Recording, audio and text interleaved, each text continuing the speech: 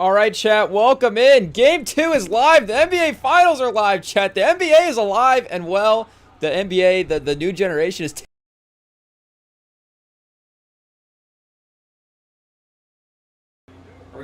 Okay, welcome back, chat. There we are. We're cooking. The first quarter underway.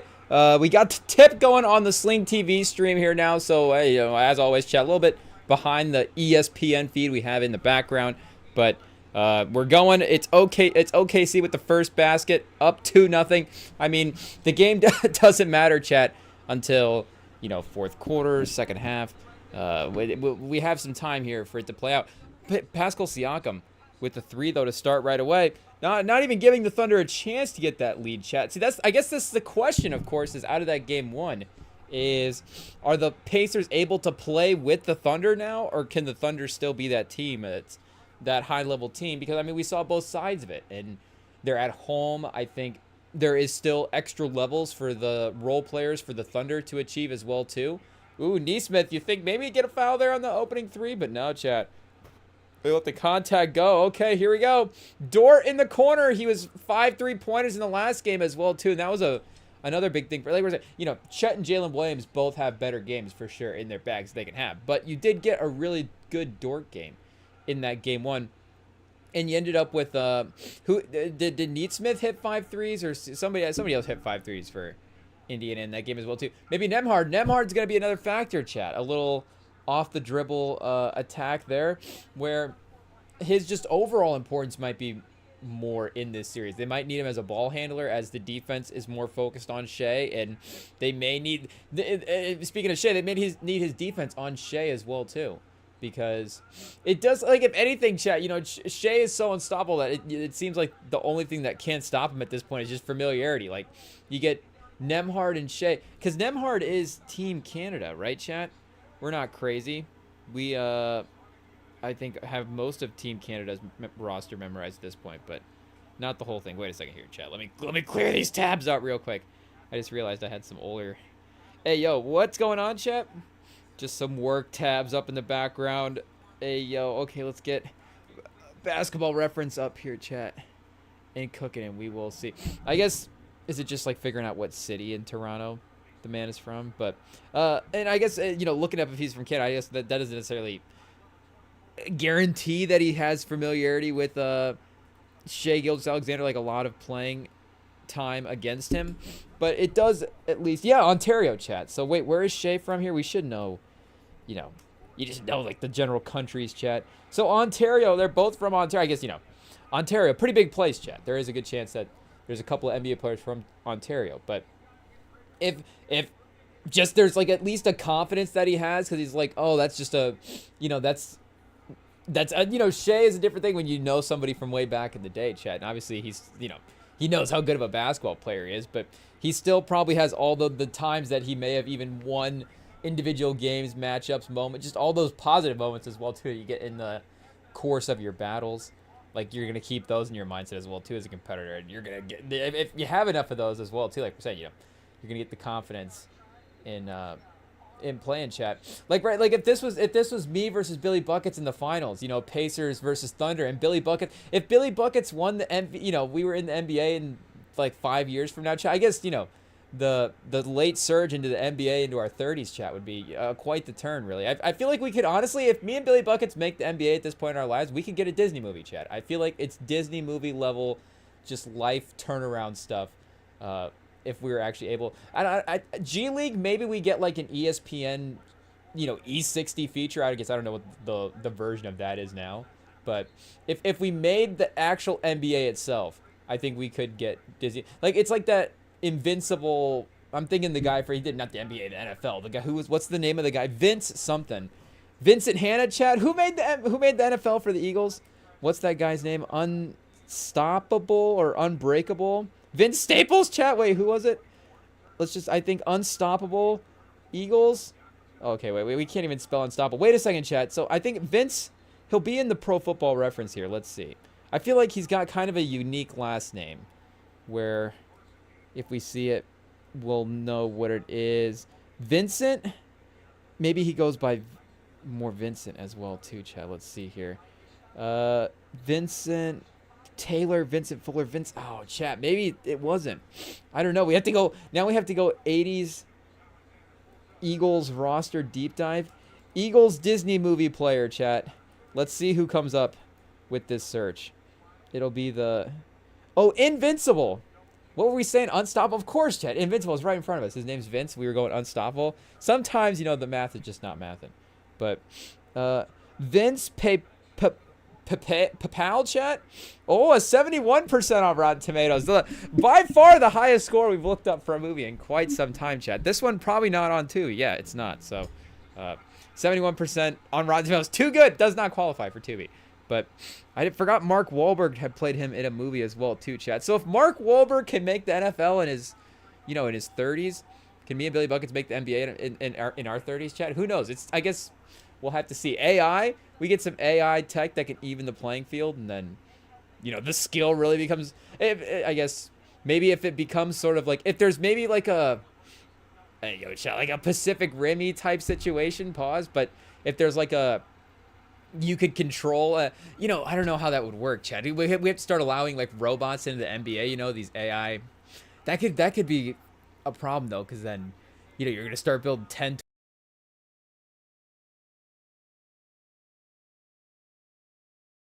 1, 2, 3. Okay, we're gonna have to keep an eye on the cord replacement on the next show because I think it's shorting out. Well, I don't think.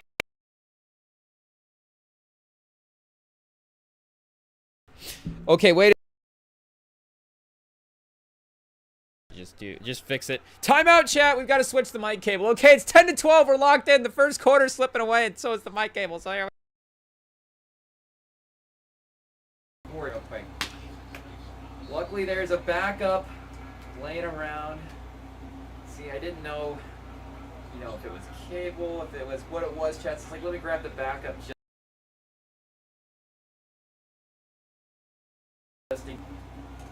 See, Chad, this is what happens when you're just hanging out sometimes. It's like testing 1, 2, 3. We're back. Okay, we'll see if that carries us through for the rest of the show. There, we're less mobile, chat, but I guess we're sitting on a couch anyway, so we don't really need to be mobile. Though I was thinking, I needed to pace around there for a second to start the game. It's exciting, you know. Game 2, we actually have a game. We actually have a series. Like we were saying, we didn't know what the competitiveness of this series was going to be. And I watched about 6 or 7 just heist movie, bank robbery shootouts before this as well too. So your boy was just ready to go, chat.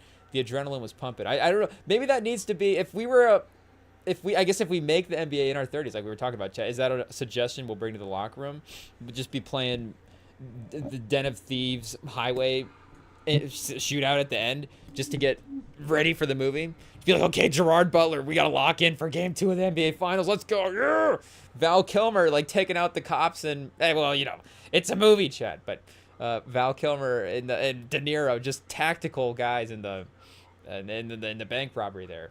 In Heat. It was on Pluto today at lunch, chat. So I watched the end of it, and then I was like, well, we can't just watch the end of Heat, I guess. So I feel like we watched it now a couple Sundays in a row. I guess what it is Pluto. Is it an algorithm, or is it just the programming? I don't know what's going on there, but yeah. So what were we saying? Oh, anyways, yeah. Anyway, like, I guess to go back to what I was saying with making the NBA as the 30s, I feel like even if Billy Buckets was the MVP of the league, I'd still be like, you know, I can stop this man. It'd be okay. Put me in, coach. I got it. It's fine. We'll play defense. I mean, you know, Nemhard level defender where, you know, he's not necessarily a guy. Maybe, you know, for us not watching the league as well too, wasn't necessarily in like all NBA level or like all defensive level conversations. All NBA different thing, but all defensive level conversations. And, you know, again, that's not to say that he was never in the conversation as a good defender in the league. That's a different type. That's the top 10. You know, and you got a whole mix of the forwards, guards, and stuff in there too. So that's like, you know, the top end of the league as well too. You don't necessarily need him to be, you know, again, a top 10 defender every game in the league just to step up and guard Shea in the finals. But I just, you know, again, there is a confidence thing, a relaxed sort of nature that maybe you can have when you're playing defense against a guy like that, if you have that familiarity against him. So he could become a check piece against him as well too. And like we were saying with Sam on the live stream on Friday when he called in as well, I do think that we may have undervalued Siakam in this series as well too. It's like he is actually the one guy with legitimate finals experience was the the Eastern Conference Finals MVP, chat. And speaking of Game 1 in the finals as well too, I know historically the stats for that last Game 1 that he just had are not going to equal the stats that he had against the Warriors, because well, I don't know if you forget, because the posts were going around, especially leading into this, like, oh, is he going to duplicate the performance? And then afterwards, it's like, oh, Siakam, sort of Game 1 performer. But he had 30 plus in that Game 1 against the Warriors when the Raptors played him in the finals back with Kawhi. So, and again, like all of these new guys, Shea, Halliburton, Nembhard, Chet, Jalen Williams, Chet, like, whoever you want to name them, these are all guys that are new to the scene, to the NBA Finals, except for Siakam. Siakam's the one guy that's been in the league, has had the playoff runs at this point. So, wait, where's this game at here, chat? Oh, we're missing it. Okay, Golden State. Yeah, 32 in the first game, 14 for 17. And I know, again, you can get a little ultra specific with filtering out the stats sometimes, but there was some stats about him being like, how many guys have scored 30 plus on this many shots at this field goal percentage in the finals. It's like, okay, the list is, it's the volume isn't, 17 shots, like the volume is enough there that if you're filtering out the shots and the efficiency, like it works. It's still obviously a really high level game. We'd have to go back and watch and see exactly what was happening. 12 or 14 from, two, that's not free throws. Only 2 for 2 from the free throw line in that game. But had 26 in the closeout game as well too. And I guess here we'll just check for the series. A couple of 12-pointers in there, but overall 50% from the field, 19, basically 20 points a game. Yeah, 20 a game, 50% from the field. So if you had that from Siakam in this series, I know that may not sound like an elite series from a guy, but again, and now, well, I guess with him he didn't have 30, like we were saying, he had 19, so if he averages 20 a game, it's still at similar production. But I think in a defensive series kind of like this as well too, that may be enough, chat. Again, it is still gonna need some of the other stuff there. But Mathurin kind of getting the ticky-tack foul there. I'm trying to see. I was like, wait a second, sliding on. They were talking about him like, and the landing and the shooters. Pause the jump space area is obviously the landing area for the jump shooter is a foul now, but still, it's like, oh man, just barely, chat. Just like a half a step back and you're good to go. Turner open from 3. Hardenstein the closeout, chat. And there's Nembhard. Oh, a great rebound pass to Mathurin. The foul by Dort. Is that going to be a 3? Nope, on the ground, chat. For Halliburton, makes sense there. But yeah, right away, okay, competitive first quarter here. So, and this is exactly kind of what Sam laid out as well, too, with the fact that if we get this, could this turn the crowd right now, chat, is tense. And again, first quarter, close game. It's not necessarily need the crowd type moment, but they're going to need to feel the support of the crowd in this game. I think, again, as a young team and as a team that doesn't have a guy like Siakam, Like, I think we looked at the veteran guys. I guess Caruso would be that guy, obviously, the veteran with finals experience, and it's very important. It's valuable. But in terms of what Caruso is individually capable of as well, too, Siakam's just capable of a little bit more from a shot-making standpoint. So you think, well, I guess we can't project and put ourselves in the huddle, but you think, okay, if Siakam is having like a veteran sort of, we got this moment, and then he can actually go out on the court, and again, like Caruso can go out and change the game with his offense to defense and still dominate, but maybe Siakam can actually go out and get some shots, and there's a confidence thing there with the rest of the team as well, too. You just never know, chat. So, wait, speaking of Caruso, okay, here he goes. I guess that's why the crowd was cheering a little bit, maybe. Caruso in the game. Hey, yo, chat. Caruso, Shea, Hartenstein, Dort in the corner.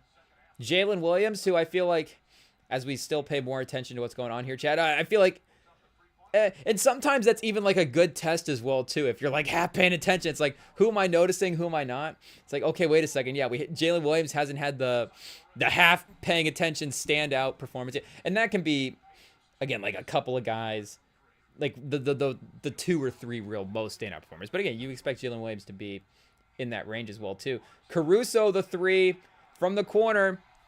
So he also didn't have a great 3-point shooting game. It could, of course, flip-flop around which of the role guys are, hot from that range. You had Dort in the last game, Caruso in this game. Toppin fouled on the roll, chat. So I don't know if we go free throw tracker here early on, but it feels like Indiana's kind of getting to the line here a little bit in this first quarter. Yeah, only 2 attempts for OKC. Okay, so I guess yeah, Indiana is just getting now their 2 more attempts over. they're gonna double chat. Oh well, maybe just more fouls. Okay, yeah, I guess not necessarily getting to the free throw line. Let's check fouls here real quick. 3-1. Okay, yeah, we're still early enough in the game, but the pace. So there's that Matherin from the corner 3 chat. Future Spur Benedict Matherin.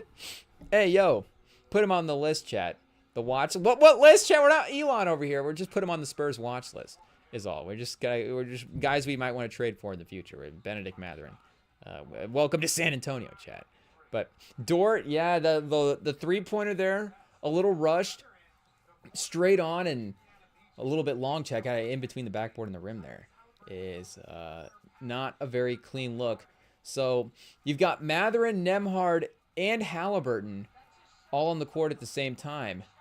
And we've got it with Turner and Toppin, chat. So I'm trying to, did they play all 3 of the guards like that last time? I know Matherin, I guess Matherin just didn't play as many minutes. So, him almost checking in this much in the first quarter, 2 minutes right now. So, but he only had, like 9 minutes in that first game, if I remember correctly. Here, let's go back and double check, chat. So, 14-16 here. It's not like this lineup is wowing right away. But all 3 creators on the court at the same time, at least just to see what that looks like against OKC's defense. Okay, 16 minutes. Shepard was the one that played 9 minutes. Okay, Chad. And Thomas Bryant played 8. But 16 minutes is not, a ton of minutes from Halliburton. You Toppin at 25 in sort of the more normal bench rotation minutes for him. But their attacking might be interesting here. Let's see. Okay, so we get Thomas Bryant minutes now as well, too. A little Thomas Bryant versus Hartenstein matchup. Could be fun, chat. But I guess we didn't check the ratings for Game 1 of the finals as well, too, chat. Let's see. Are we clicked in? NBA Finals ratings, Game 1. Let's see what we got for an epic comeback here. Wait a second. 8.91. Maybe I actually did see a post about this as well, too. The least watched opener outside of COVID-era games, chat. Yikes. Adam Silver fires back. Yo. Okay, wait. So 8.9 million. Not great for a finals game. I guess you probably do want to be what's a good number, chat? We should do our research on what a good TV, like maybe 12. So the last season's opener averaged a 5.8 rating and 11.31 million viewers. Yeah, chat. So that is kind of a little bit of a slip from last year. So wait a second. What does it say? Averaged a 4.7 and an 8.91 lowest rated and least watched NBA Finals. So this will be interesting, I guess. Game 2, is it just the teams, or was it the expectations of what the series was going to be as well too? Because is this accounting for like fourth quarter? What did it get like better ratings in the fourth quarter when they were storming back? I guess the league would have been promoting that, you would think. Like, well, it averaged, but we peaked at like 13 when they were charging back in the fourth there for a second. So I don't know. Should we have checked X chat and seen like NBA like finals, like where is it trending right now? Because that still is like the only place with like a trending sort of social media page like that as well too. Does Instagram need to add the trending page, chat? I know the explore page obviously is already there, but a trending page just to see what I know. It operates a little bit differently because it's a little, obviously it's, more content than necessarily conversation based, but still, I think it could, the amount of posting about something could still be calculated. And then even in the interactions, I'm guessing on the post as well too, as stuff is happening in the moment, would be, getting stuff higher and lower on the trendings potentially as well. But yeah, 8.91 chat is interesting. What was WNBA Finals ratings Game 1 last year? What do we get? 1.14. Oh, chat. So, because I know like that Caitlin Clark Angel Reese game had like 12 million.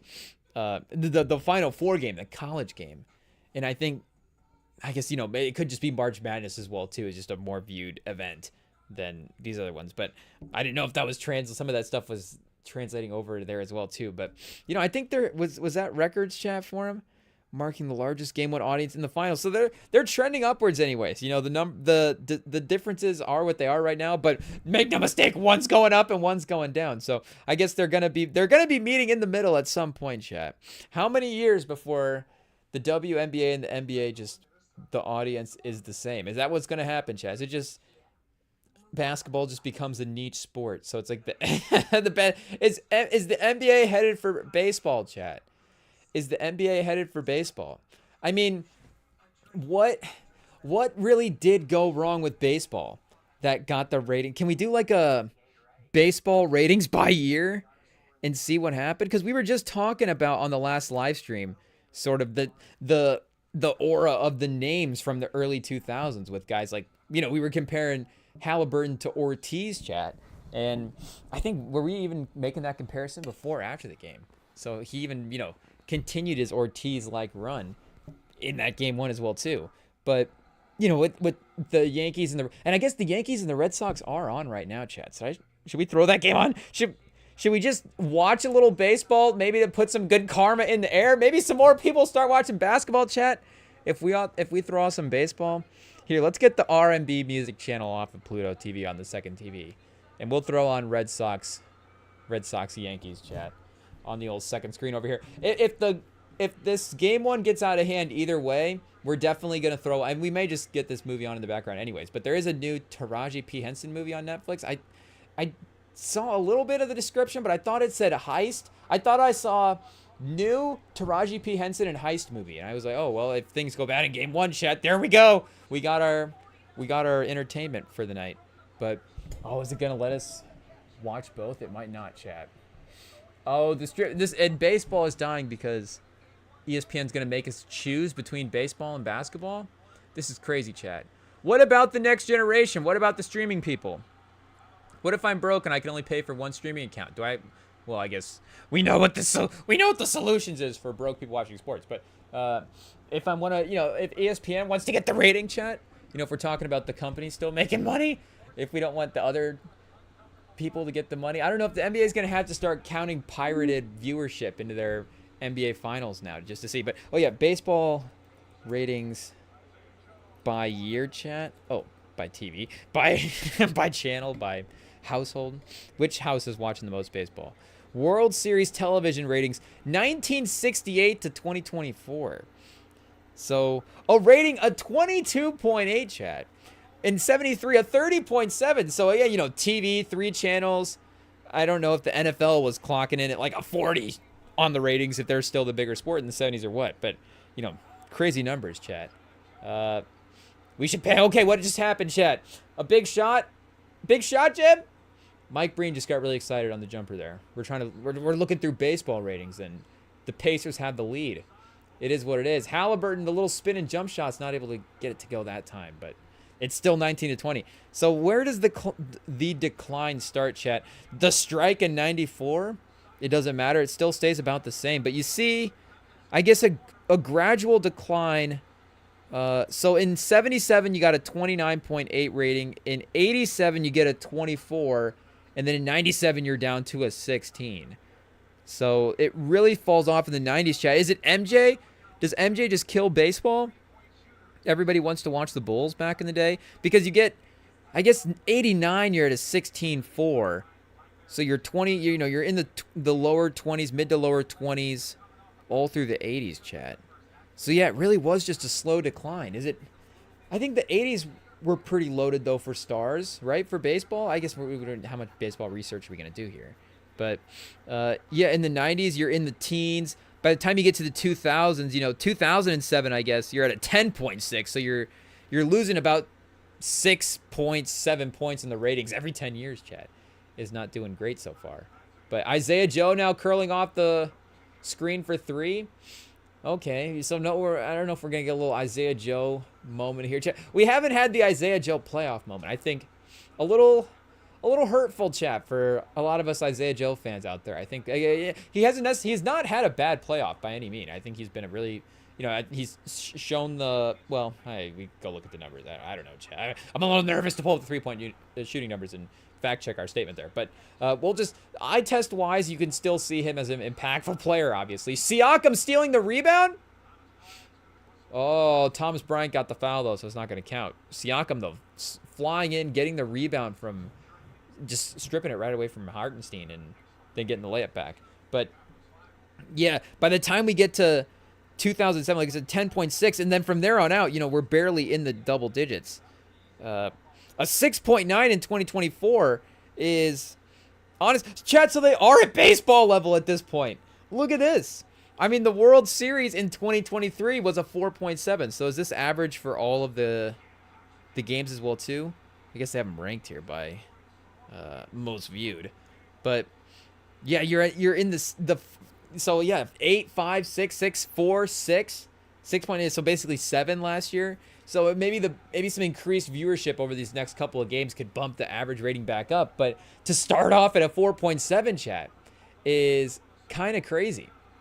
So I don't know, the NBA, if they're getting good numbers right now, they'll be tweeting about it. The first quarter was even a slight increase. We'll probably get a tweet about it. Shea, step back 3. Oh, not able to get it to go. Thunder are up 4. Did they lose the rebound? Did the Pacers lose the rebound out of bounds, chat? Oh, no. Thunder ball still. There we go. Yikes, but Turner back on Thomas Bryant. That's the last Thomas Bryant moments, unfortunately, for him. But yeah, Chad. So in those early 2000s, like we said, so the 04 World Series would have been a little bit more interesting just because of the storylines. And, sports fans in general would have probably been tuned in there to see the Red Sox try to break that streak. I guess they weren't necessarily playing the Yankees in the World Series themselves. Oh, chat. Another bucket for the Thunder, 26-20, little end of the first quarter run here. I guess a 6-point lead is not crazy, but it's been a close game so far. So it's up with the most separation that anybody's had tonight. Nembhard, the double team, chat. Siakam, oh, just wide open for 3. Just didn't take the 3 in time.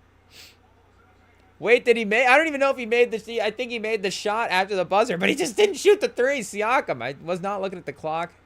Hey, yo, it happens. At the veteran. I guess a veteran or an old man Siakam.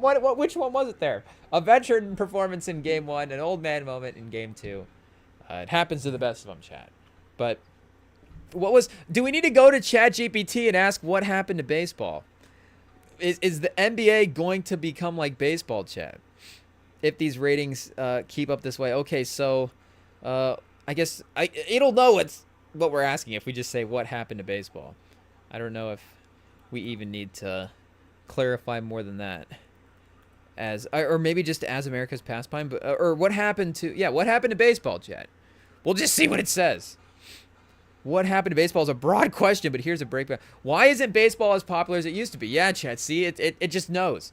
As broad as that question could be, it's like I think I got the answer for you. Once America's pastime, a national cultural dominance, its natural cultural dominance shrank, especially with younger generations. Reasons being pace of play, long game, slow tempo for decades. This hurt viewership, especially compared to NFL and NBA games, chat. So that is pace of play. You could say, obviously, some of the reviews and stuff at the end of games have been slowing the games down. I think the pace of play is interesting, the actual style of play itself, because again, and maybe the fouls as well too would be a big part of that, not just the replays, the fouls and the replays too combined, because when the game is flowing, like the game is actually really great. I guess baseball fans maybe would make that case itself, but baseball is just a tough, it's just a different sport to speed up versus basketball. There is a natural pace to it. It's just the outside factors to the game right now are kind of bogging it down a little bit. But generational shift. NBA and NFL stars are more marketable and accessible on social media. MLB historically failed to promote stars like Mike Trout or Mookie Betts. Youth interest, fewer kids are playing baseball. Travel ball is expensive, and attention spans are drawn to more action-packed sports or digital entertainment. That's always been such a weird point to hear. Not a weird point, but it's like, okay, I get it, because on one hand, I am not watching baseball. I didn't grow up in a baseball like fandom household or anything like that, so it's not like, the love for baseball didn't get. It's like, this is the last generation that's watching baseball now. It's like, okay, it just never was a sport that, and I think that it's not, again, like even like the grandparents, or I don't like there's not like stories of like, the great grandparents were like messing around playing baseball. To be honest, like again, it's kind of been a football family for the most part, and basketball as well too. I think watching professional sports, mostly football. Again, if we're going back to like grandparents and great grandparents and stuff like that, but I know in terms of playing and being involved with, basketball was probably the more hands-on sport that we had relatives involved with for sure. But the attention span thing, again, so it's like the baseball thing just never got in our, in the entertainment cycle for us as a young person, which I think could just be an important thing of it as well too. But the star power, I mean, like Mike Trout, I feel like most sports fans do know who Mike Trout is. And is it just the failure of the marketing that we don't watch him? Is it just the fact that, again, the teams have been bad so far? It's just this unfortunate thing that they had their big superstar for so many years there on a bad team. Because I guess you see now with Ohtani and with the other star players sort of, and, I guess Soto is in the Mets like we were looking at the other night. If we could actually watch both these games at the same time, we could get well, I guess we could just look up the Red Sox roster as well too.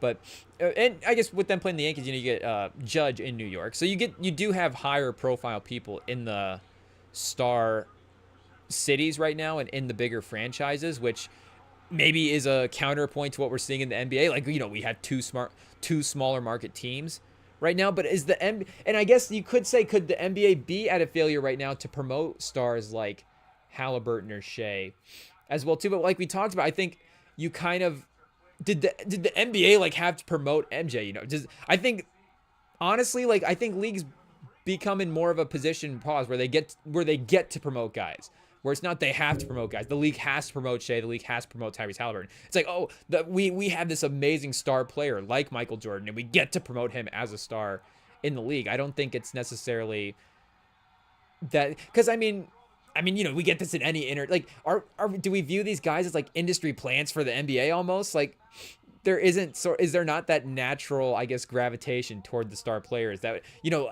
naturally people go watch certain movies for certain actors, or, certain musicians pop off as well too. And that's what I was thinking, industry plant, because you obviously, when certain people do pop off, you do get people making cases like, is Doechii an industry plant? Did Chalamet get industry plant sort of allegations, chat, against him when he's on? I guess maybe even still at this point, like who knows? But again, just it's like, people just naturally listen to, they find Doechii's music. People listen to Doechii's music. Chalamet continues to get bigger and more mainstream parts, and people continue to go back into his movie catalog that he's done in the past, like his stardom as an actor.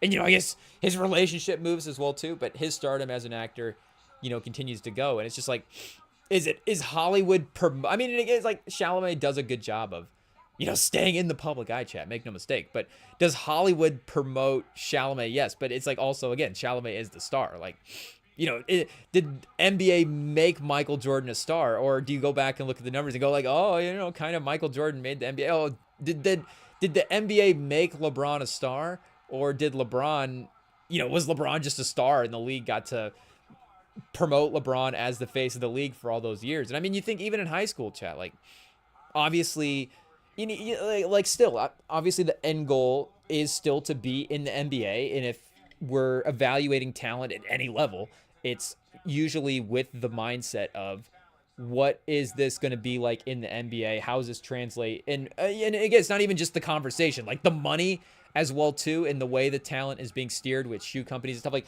it is geared with getting the guys into the NBA and stuff like that. Like, make no mistake. But I feel like it's just it's not something that the leagues can necessarily just make up, and they can't just make up stars and just go, well, okay, I guess this guy's winning in the moment, then he's our star now. Like, you have star players or you don't. And again, it's not a case that these guys aren't star players. Like, I think they are. I think it is maybe more some of the other stuff as well too. But then, like, you see some of the stars with baseball, like, again, the numbers are still at an all-time low for the World Series as well too. That could just be the TV viewership as well too. We have to go, like we said, contrast and compare with other ratings. I know the NFL is the one just exception to rule at this point. Everybody watches NFL, but lack of drama as well too for baseball is an interesting one, because has the NBA been the most dramatic league? Again, you were at least we were in a phase where it was like dynasties and super teams and a lot of teams winning, a lot of the same teams competing every year, and usually the same superstars as well too. But sometimes that can be good. Obviously, the length of the season is a different sort of thing here. So an 8-point lead still for OKC as they call timeout, 35-27. Chat. A little bit of the distance they're keeping that lead that they had there at the end of the first. But if you mean what's baseball like today, okay, rule changes since 23-24. Yeah, the pitch clock to speed up the games, bigger bases encourages stolen bases in offense. Shift limits helps improve averages recover. Oh, helps batting averages recover. Okay, so batting averages were down a little bit, and I guess shift limits help bring that back up. But automated strike zone in minors for now, coming soon to the MLB. So what's this, like AI umpires, chat? Is the next evolution, I guess. These have improved pace of play, offense, attendance and viewership has increased modestly. Okay, so, up a little bit. But if you mean is baseball dying? No, but regionalized and fragmented. Still huge in markets like New York, Boston, Chicago, LA, St. Louis, Atlanta. World Baseball Classic was one of the most watched baseball games ever globally. Youth and Latino markets are growing. Baseball is investing in streaming and international outreach. So baseball isn't dead. It's just changing. It's no longer the #1 sport in America, but it's innovating in some places are hotter than ever. Okay, so if we want to be more specific. Okay, so wait. Let's just say, is the NBA becoming like baseball, chat? The ratings, like we said, are basically the same at this point, so I don't even know if it's a question of becoming. Yes, in some ways, NBA is starting to resemble baseball. I feel like ChatGPT sometimes just gives you the answer you want to hear as well, too. It's like we're leading the witness here, chat. It's like, oh, I guess we'll just continue down this thought experiment. But if you're like, is the NBA growing and pausing like the second, or continue to dominate globally, however we were to ask it positively for the NBA, it'd be like, yeah, the NBA really is starting to become a much more viewed sport globally, or blah, blah, blah. But just like the MLB 62-game regular season, the NBA 2-game regular season is starting to feel increasingly meaningless to fans. That is true a little bit for sure. National versus regional interest. MLB used to be driven nationally by stars. Now, like the MLB, the league is now regionally anchored. A Kings Thunder game doesn't draw national eyeballs like Lakers Warriors, chat. Baseballized. Star power doesn't carry same universal pull outside of big brands or playoff time. So wait, is this a new feature, or is this a new term, or did we just get ChatGPT to invent this term, chat? Baseballized? I guess ChatGPT doesn't really invent terms. It just thinks of, maybe it does, chat. Maybe we got ChatGPT to think of its first original thought. Baseballizer? I don't know what the baseballizer is, but if something becomes baseballized, star power doesn't carry the same universal pull outside of big brands or playoff time. So again, speaking of niche sports, like, this is a very niche term right here, but I think it does make sense for what it goes for. But declining TV ratings, fragmented viewerships. Younger audiences are on YouTube, TikTok, Reddit, not ESPN or TNT. Even playoff games often underperform in ratings unless it's Lakers or Celtics in a Game 7. Sound familiar? MLB's been fighting that war for 15 plus years. Oh, Ayo, chat. Baseballized again. Another meaning for baseballized. Traditional media is aging out. The league hasn't fully cracked modern viewing habits. Analytics dominant style shift. NBA has gone 3-point spacing efficiency mode, like how MLB became home run, strike, walk, optimized every at bat. The layup is now the NBA is now layup, free throw, or three. Some fans miss the soul of older styles. That is true, chat. I think that could be honestly a sleeper point. I could just be biased. Like, I'm watching games, so a lot of the ratings and interest points don't apply to me. I'm here for all 72 games, all 82 games locked in, chat.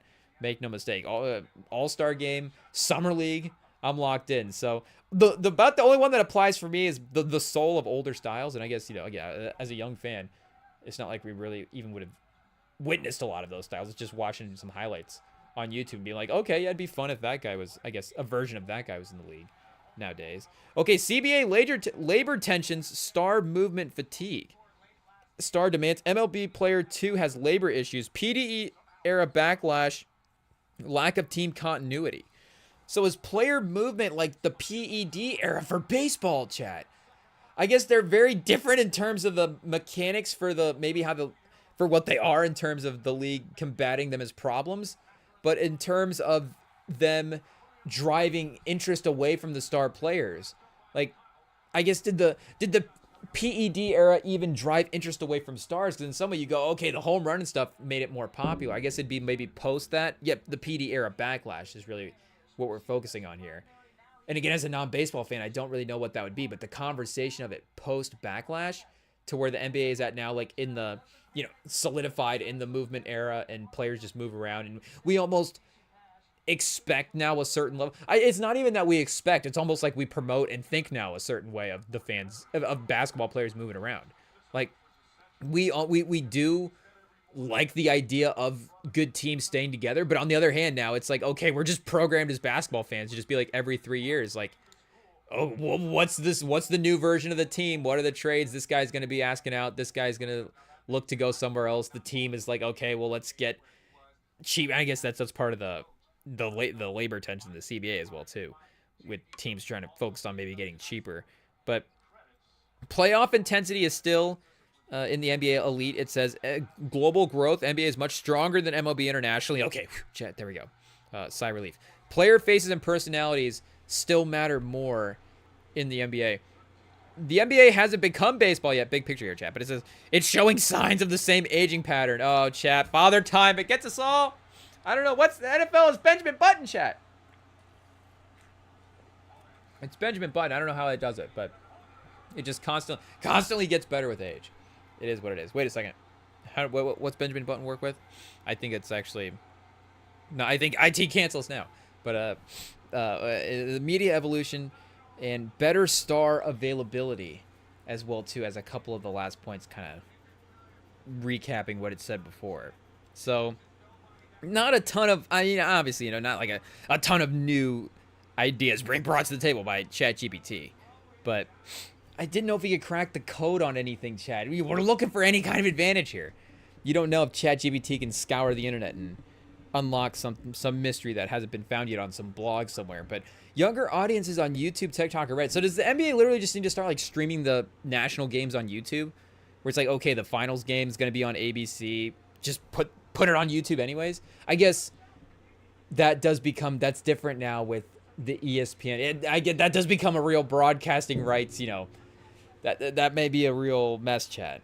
But there has to be some way to do it, because it's right. Like, people obviously aren't watching TV, so that's just a fix, chat. And I know, is it just as simple as focusing everything to streaming? But I don't even know if it is that, because, streaming stuff pops up and is failing all the time. And we see... I guess not failing all the time, but in some ways, some of obviously the startups and the newer apps, it's like, oh, where did Quibi go, chat? But, you see now with the moves that people have to make with combining streaming services and bundling together, and let's, make sure all of our libraries, and we have to combine them in this way because this is the only way it's going to start generating revenue. Now, like, we see the struggle that even the major streaming services have to compete with some of these social media sites and stuff. So maybe... for the league, again, they've kind of locked themselves in with ESPN at this point, but is that an interesting turning point where it's like, okay, is there a way that they could have gone more, what is the YouTube stuff with the NBA? Because, you see what the NFL has done. They've gone to YouTube TV, chat, with some of their stuff. And, again, you would think, okay, YouTube TV, we watch a lot of our stuff, I guess, shout out to Sling TV. It's just what we've had, so, it is what it is. But, it's still the same setup of that internet cable thing, but it's YouTube TV. I don't know if we look up, again, the ratings, like the subscriber base YouTube TV, but YouTube has more subscribers, so it's probably going to be easier to get people signed up into the YouTube TV. I would assume that going forward, that's going to be a leader, obviously, in the TV, whatever the new version of the cable package looks like. And for the NFL to be locked in with that brand, like, that's obviously a really smart thing. What did they... Yeah, moving away from DirecTV, I guess. Was it just Sunday Ticket that's on DirecTV? Because then I guess, you're going into the CBS and Fox and ESPN for the national games and stuff like that.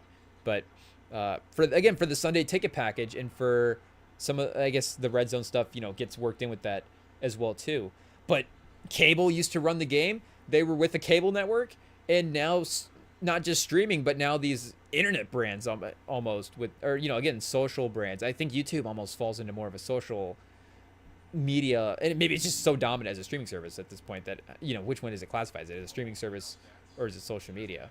But either way, like that's where the audiences are, and that's where the NFL is going. And the NBA did double back with the streaming services, or with the cable packages. And yes, HBO and Max and TNT and them, they're gonna have their streaming games on there, and League Pass. I guess if the NBA can get their app together, like they'll get the you can stream League Pass on there. ESPN's gonna continue to focus their streaming services with Hulu and with Disney Plus and all that stuff.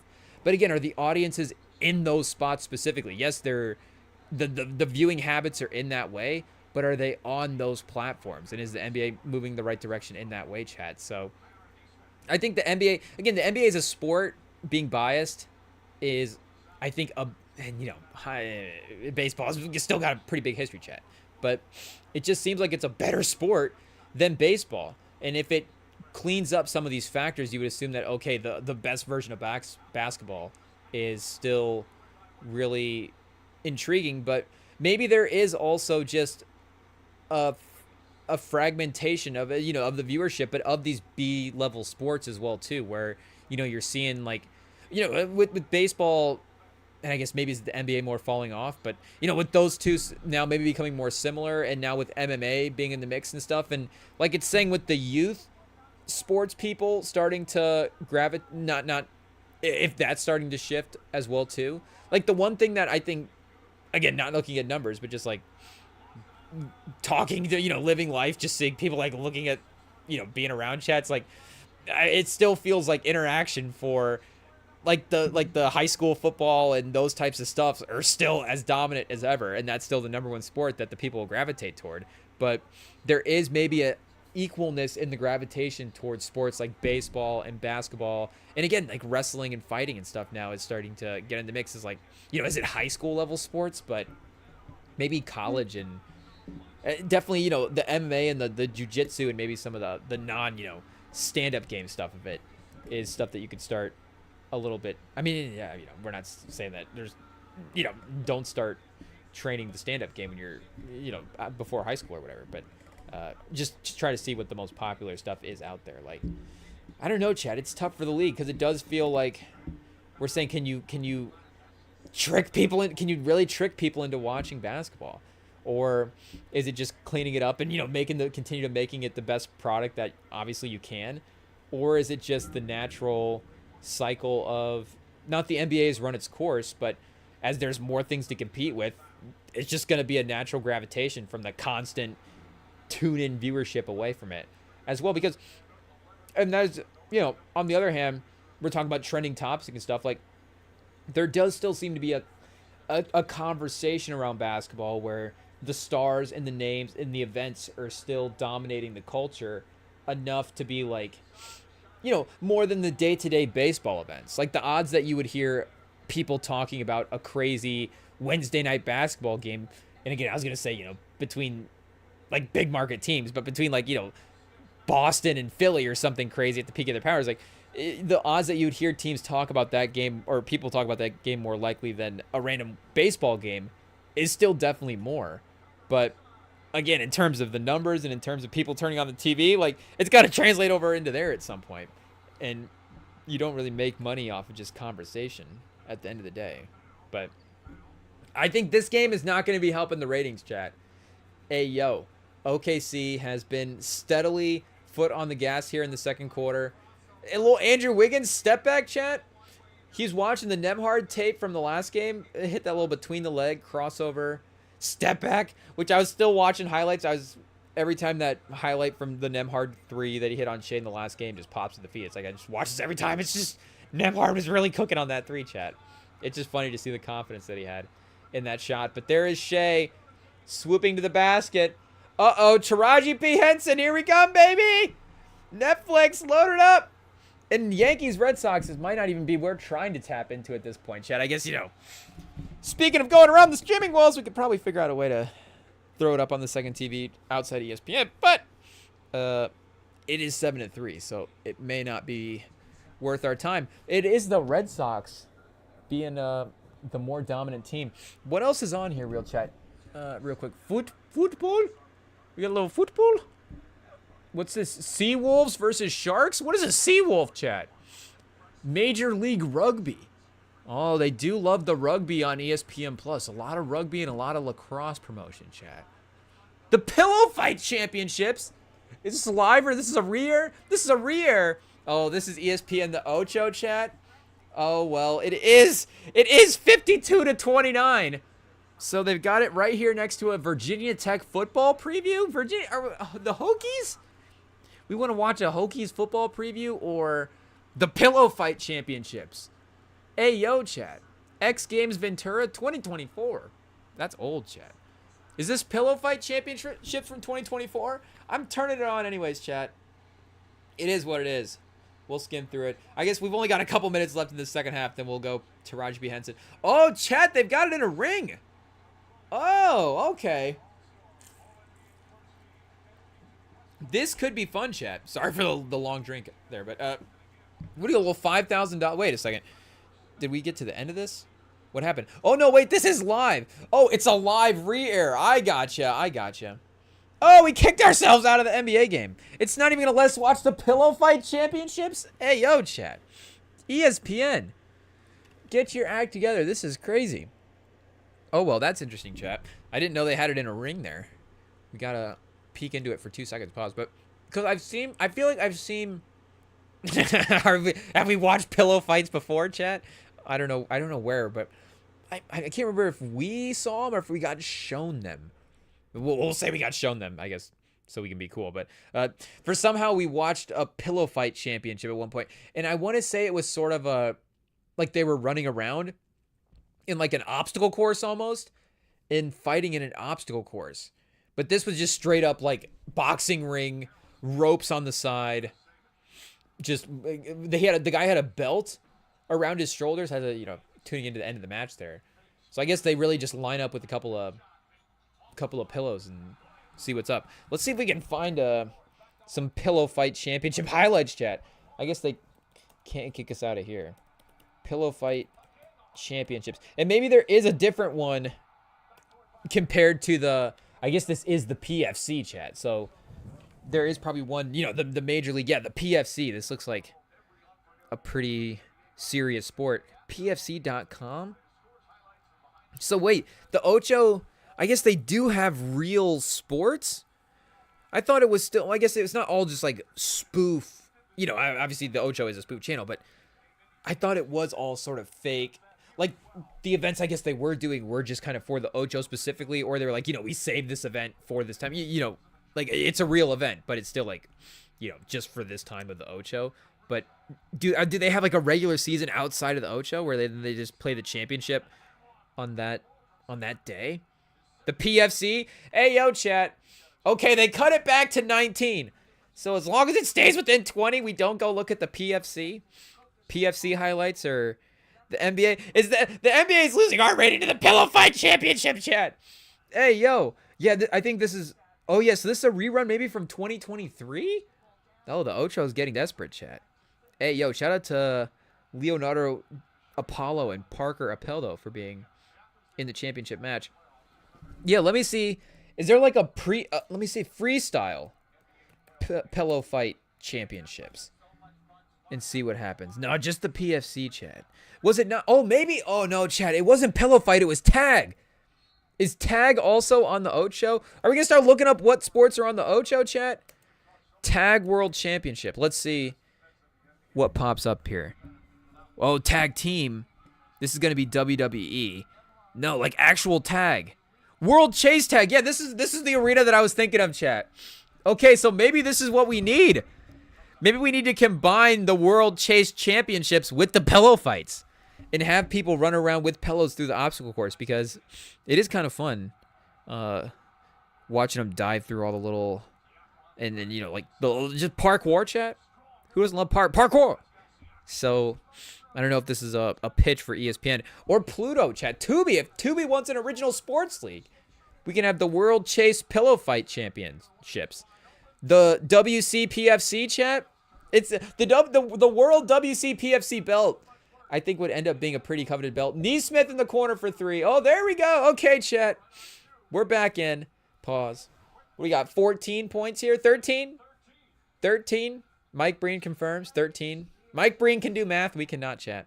It is what it is. But 39 to 52 is the score. So I don't know, chat, if we're going to get any ESPN Plus sports on in the background. Is this going to be a watch of game 2 or a trying to figure out what the second thing is going to be to watch? The Northwoods Baseball League? Honestly, chat, some of these other logos better than the NBA logos. It is funny seeing just actual logos now because, after the Magic rebranded, it's like those of us that are left watching the NBA are, I guess, outraged by the fact that everybody's moving their logos to a circle. Let's see, chat, if we can find more about this NBA circle. Whoa, chat. What are we looking up here? NBA circle logo craze. And let's see if we can get some trending stories on this. Oh, no. Microsoft has yet to give us a trending topic at any point here, chat. So let's just go NBA circle logos and see if this gets what we want. But you guys know what we were talking about because everybody... And I guess, you get a post like this. Okay, they put every old school logo, I guess, in a circle on this one. But this is obviously not what the old logos used to be like back in the day, chat, because... you obviously wouldn't see this Kings logo with the purple circle. Or, the Suns logo was just the sun, or the Thunder, just had the triangle. Here, the Magic just had that graphic part. The Bobcats were just, there was style, chat. There was soul. Speaking of old soul, there used to be old soul in the logos, chat, in the graphic design, in the colors. Look at the color schemes. Chat, the good old days. The Miami Heat, the 76ers. I guess, there's not a circle to be found. Maybe just the Celtics, but even still, they have the little leprechaun guy kind of throwing in some breaks in that. Caruso now for 3. Oh, Chad, it looks like the Pacers defense is a little not slow tonight, but at least at this point, they kind of are running around like, yeah, we'll take the 1-0. We'll take the 1-all tie, going back to Indiana. The ball movement there was a little bit too easy. The closeout defense, not great. But Caruso, another corner 3. That time in position a little bit. Not able to get it to go. But it is 18 here, chat. A minute 4. I guess we can't, like we said, really count the Pacers out at any point. But this is a yikes. Oh, and there's that defense again. Case and Wallace stripping Pascal Siakam on the drive. But they do get the foul. So this is not going to give us 2025, chat. Here we go. Google. It is what it is. The next live stream, chat, new web search engine and new Microsoft cable. It is what it is. But NBA, I don't know. Chat, why is the non-PG-13 version of the NBA circle, what suggestion? Why is that the first one? What am I missing? Is there a trending story that is out that I'm not realizing? But yeah, see, Reddit's on top of it, chat. If journalism isn't going to take care of the actual stories in the NBA, then Reddit can go ahead and be the place to get the information if it loads here. So yeah, the Magic's new logo is this, obviously. Thanks once again to the auto login for exposing our information there, chat. But Orlando with the circle logo in the... Yeah, they do have the stars, I guess, on the side here to make it a not total circle. But they also... okay, here we go. Yeah, we got the Clippers within the last couple of years, just did this rebrand. Who else we got? The Wizards, the Raptors. People were, very similar, chat, to the Magic logo here. And I guess, the Wizards as well, too, which is literally being the basketball. I think Brooklyn might be in here as well, too, chat, for Minnesota. I think they've had that logo a little bit, that might go back, they may have 10 years now at this point. Denver, again, they've had that for a little while.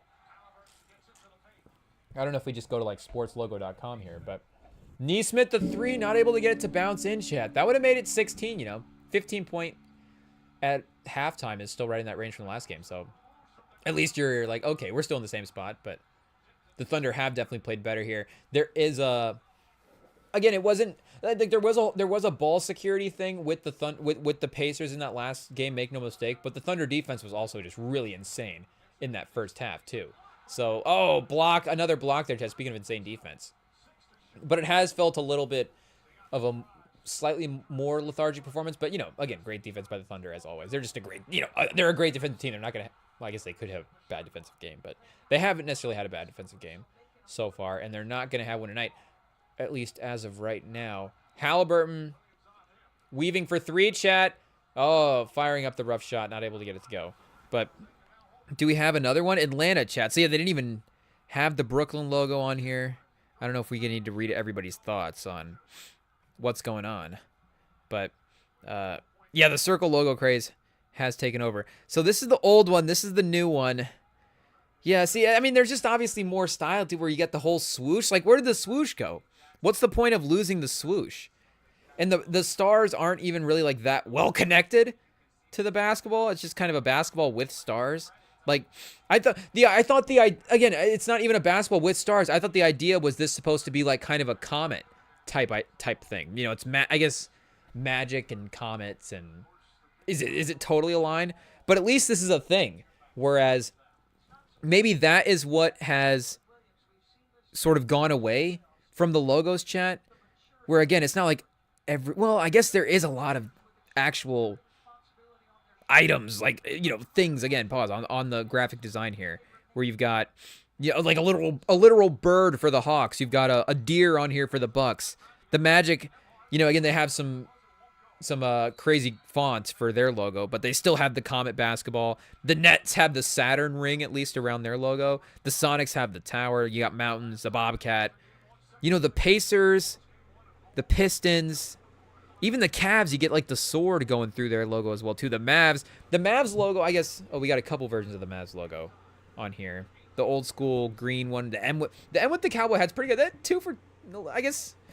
Ooh, that's a close one, chat. Maybe the older one is better. That cowboy hat with the M is kind of fun. But the Hornet with the B, that's a great logo, chat, honestly. I love the B logo there. That's fun. I mean, the teal white pinstripe sort of just basic Hornets jerseys are pretty clean. But the old school logo, maybe in combination with that, would be pretty cool as well, too. So, yeah, here is a lot of the logos nowadays, chat. I guess not every team has this. Yeah, so I guess... Also Connor did a shout out to Also Connor, chat. Hey, yo. But he did some mock designs here. But like, yeah, Atlanta, that's basically theirs. I think Charlotte's pretty close.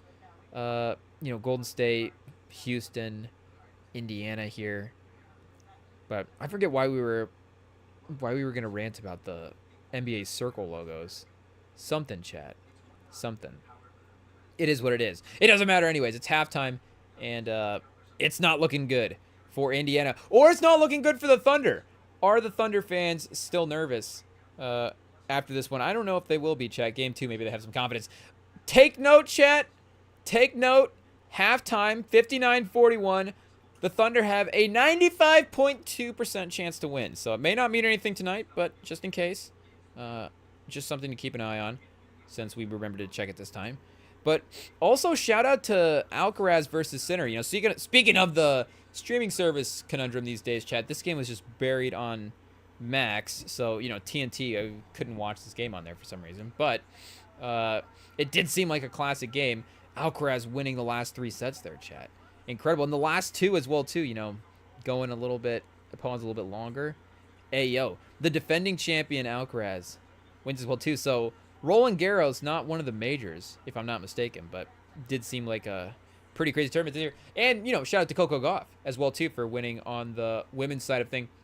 And had that incredible post about about, what was it, actually, like, having a dream about winning, or no, maybe this is the French Open, chat. I'm not sure exactly what, maybe they were competing in the French Open, and this is just the tournament that's going on for the men at this time. But I guess with whatever tournament, or no, wait, did she win at the French Open, and then maybe they compete at the French Open for this tournament? Maybe that's what it is, chat. But, either way, just like a literal manifestation of a dream for Coco Gauff is an awesome thing to see. with her writing it down afterwards, and then, you know, years later being able to look back and say, like, here's the day that I entered the note into the phone, and then, you know, obviously now, current time, actually completing the mission after the dream. But Siakam with 9 in the first half, Nembhard with 9 in the first half, lead in scoring, and Shea with 15, Caruso with 8, Jalen Williams with 9. So not, you know, amazing first half, but getting some more points on the board and at least getting a little bit more impactful here in the second quarter is good stuff. And Shea, of course, like we said, with his 15, still carrying Chet. 1 point away from being a clear finals MVP so far at this point, but unfortunately, Pacers stole game 1. So, yeah, halftime chat. Let's take a quick break, and then we'll see Taraji P. Henson or Shea Gilgeous-Alexander, who we pay more attention to in the second half. Coming up next.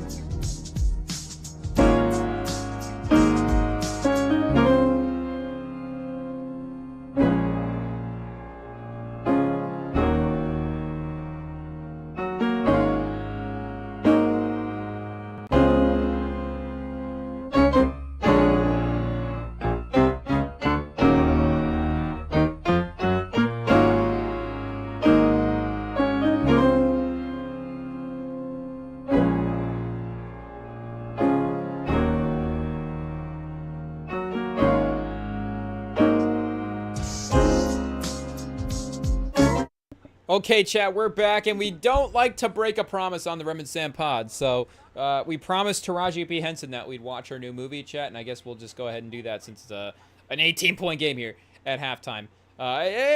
Make no mistake, the game is still on, chat. We're keeping an eye. We'll let you know when to tune back in. But for right now, I guess we'll just throw this one on second TV in the back as well, too. Chat, this is the description for this game. Oscar nominee Taraji P. Henson stars in this bank robbery thriller about a devoted single mom pushed to her breaking point during a devastating day. Oh, chat, I'm all in. I'm all in. I don't think it's I don't think Taraji P. Henson is pulling the heist, it sounds like. I think Taraji P. Henson might be working at the bank and there's a heist that happens. I don't know, chat. I'm watching the trailer here or whatever as it's running in Netflix in the background. But we've got Taraji P. Henson, Sherry Shepherd, and Tiana Taylor. So, I mean, 3 reasons to watch this movie. Plus, it said bank robbery in the description. That's 4 for 4 on reasons to watch this. There's also, so this is the #1 movie on Netflix right now. Netflix Corner, chat. The #3 movie right now on Netflix, KO with Cyril Gahn. I didn't know Cyril Gahn was getting into acting. Shout out the former interim heavyweight champion of the world, chat. Or was he actually the unified heavyweight champion of the world as well, too? We don't disrespect, but the heavyweight champion of the world either way, chat. Cyril Gahn. I don't know if that's good for his fighting career that his movie's #3 on Netflix, but either way, for him to just be around in the public eye is still pretty fun. And I don't know if he would, I guess, with him and McGregor now, both being MMA guys, you got McGregor in the Roadhouse remake, but Cyril Gahn making his own sort of movie, chat. I think, here, do we go Rotten Tomatoes score on the Roadhouse remake real quick? I think even for us, chat, as children of, as a child of the 21st century, I think, obviously the newer Roadhouse is set up for our generation to gravitate toward, but I would still rather watch the older Roadhouse because I like to try to be an old head, chat. But 60% on Rotten Tomatoes is the score for the new one. I think the old one, chat, is much worse, so in some ways you could say an improvement on the older Roadhouse. Oh, a 44. That's actually not as bad as I thought it would have been. I thought this was like one of those like historic. This was like a 17 or something crazy like that. But no, 44. A respectable 44%, chat, on the Rotten Tomatoes for the 1989 Roadhouse. But yeah, McGregor in this one and Cyril Gahn and KO. So hey, yo, chat, we're not paying attention. We gotta let me get sound on. I was like, wait, is Taraji P. Henson in this Shea Gilgeous-Alexander commercial, or do we have sound on for the wrong thing here? So, Taraji P. Henson sort of playing somebody that is on the breaking point, chat. Somebody that sort of just needs to get pushed over the edge during a bank robbery. I mean, I think this is a role for her, chat. In a single day movie as well, too. It did say a devastating day. So we're starting off right away. Alarm clock, boom. She get it first scene, up in the morning. So this is going to be, a one-day movie. Perfect, chat. I'm all in. Okay, wait a second. Not Coles. KO Cyril Gahn. Is it going to bring up KO? I was going to say, is it him being KO'd? I guess he didn't get KO'd by John Jones. But no, him claims title with dominant TKO. So did he get the actual belt, chat? But yeah, this is the new Netflix movie from our guy, Cyril Gahn. So shout out. We don't know what his plans are for future UFC movies. But is this our next Tubi original, chat? We're going to be cooking up a movie with a fighter. Which fighter do we want to cast in a Tubi original? Outside of Cyril Gahn. We just got Cyril Gahn. I think John Jones has been in some movies. I guess there's been a bunch more that have actually been in movies. I'm thinking more main role, though, guys. But let me see here. What movie was John Jones in, chat? It's some military movie. But, we just don't watch a ton of those. UFC movie stars, chat. Because I think now that I'm thinking about it, I saw a post that was like, oh, here's a bunch of roles that these UFC guys have been in for movies. And maybe it's because of this movie it was recently. So it makes sense that if it would be in correlation with the release of this last movie, but I guess it just didn't dawn on me that they were maybe promoting a new Cyril Gahn movie, which, I can't believe I wouldn't have been paying attention for that, chat. I feel like UFC fighters in movies, I would say that maybe I would be more interested in a a rapper being cast in a movie, but a UFC fighter is pretty close, chat. That is right up there. Randy Couture, Stack, Chuck Liddell. Yeah, obviously these are historic UFC actors, chat. We're talking more in it, I guess, Conor McGregor, active fighter. John Jones, active fighter. Hey, yo, chat. We're not trying to call him out ourselves. We know how that would go. We don't. I guess is John Jones more likely to fight us or Tom Aspinall, chat? Be honest. We need to put up a poll. IT, we might put up a poll because make no mistake, if he's fighting us, chat, he knows one thing: he's keeping the belt. And I think that's what is about the. I think that might be the sort of the conflict of interest right now. Is does John Jones want to give up his belt or not to Tom Aspinall? Is the case. Michael Bisping, chat. He's in. What was that newer movie we looked at with Bisping in it? I guess we'll have to go back to the IMDb.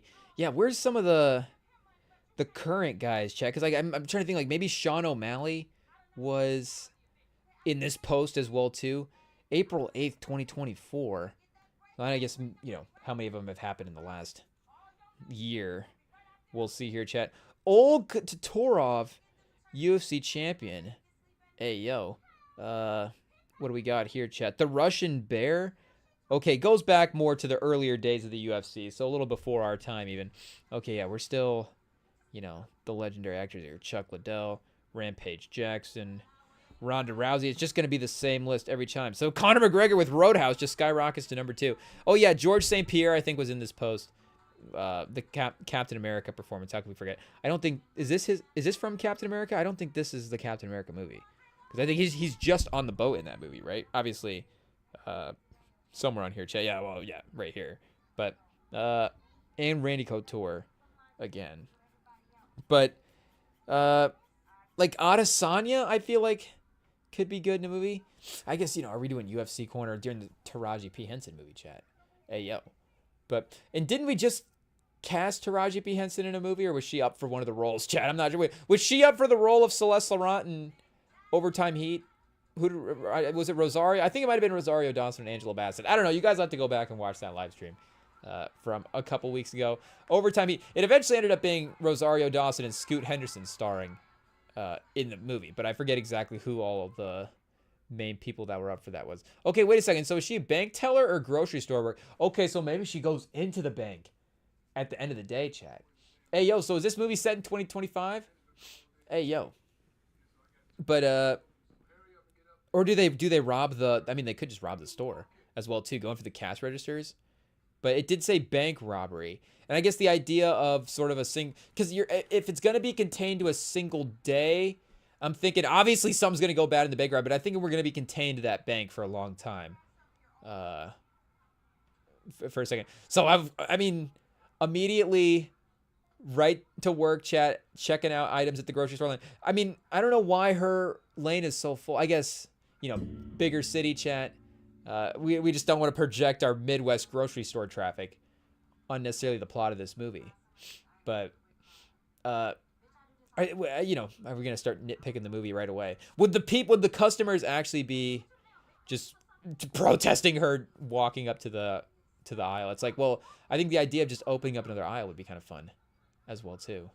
But chat, I guess, and obviously she's gonna have to be pushed to the edge throughout this day as well too. So the idea of somebody just randomly chucking a glass bottle at your feet for no reason, those are the types of things that you're gonna be needed to push over the edge so you can potentially stop a banker. And the manager is gonna have to step in and now it's your fault.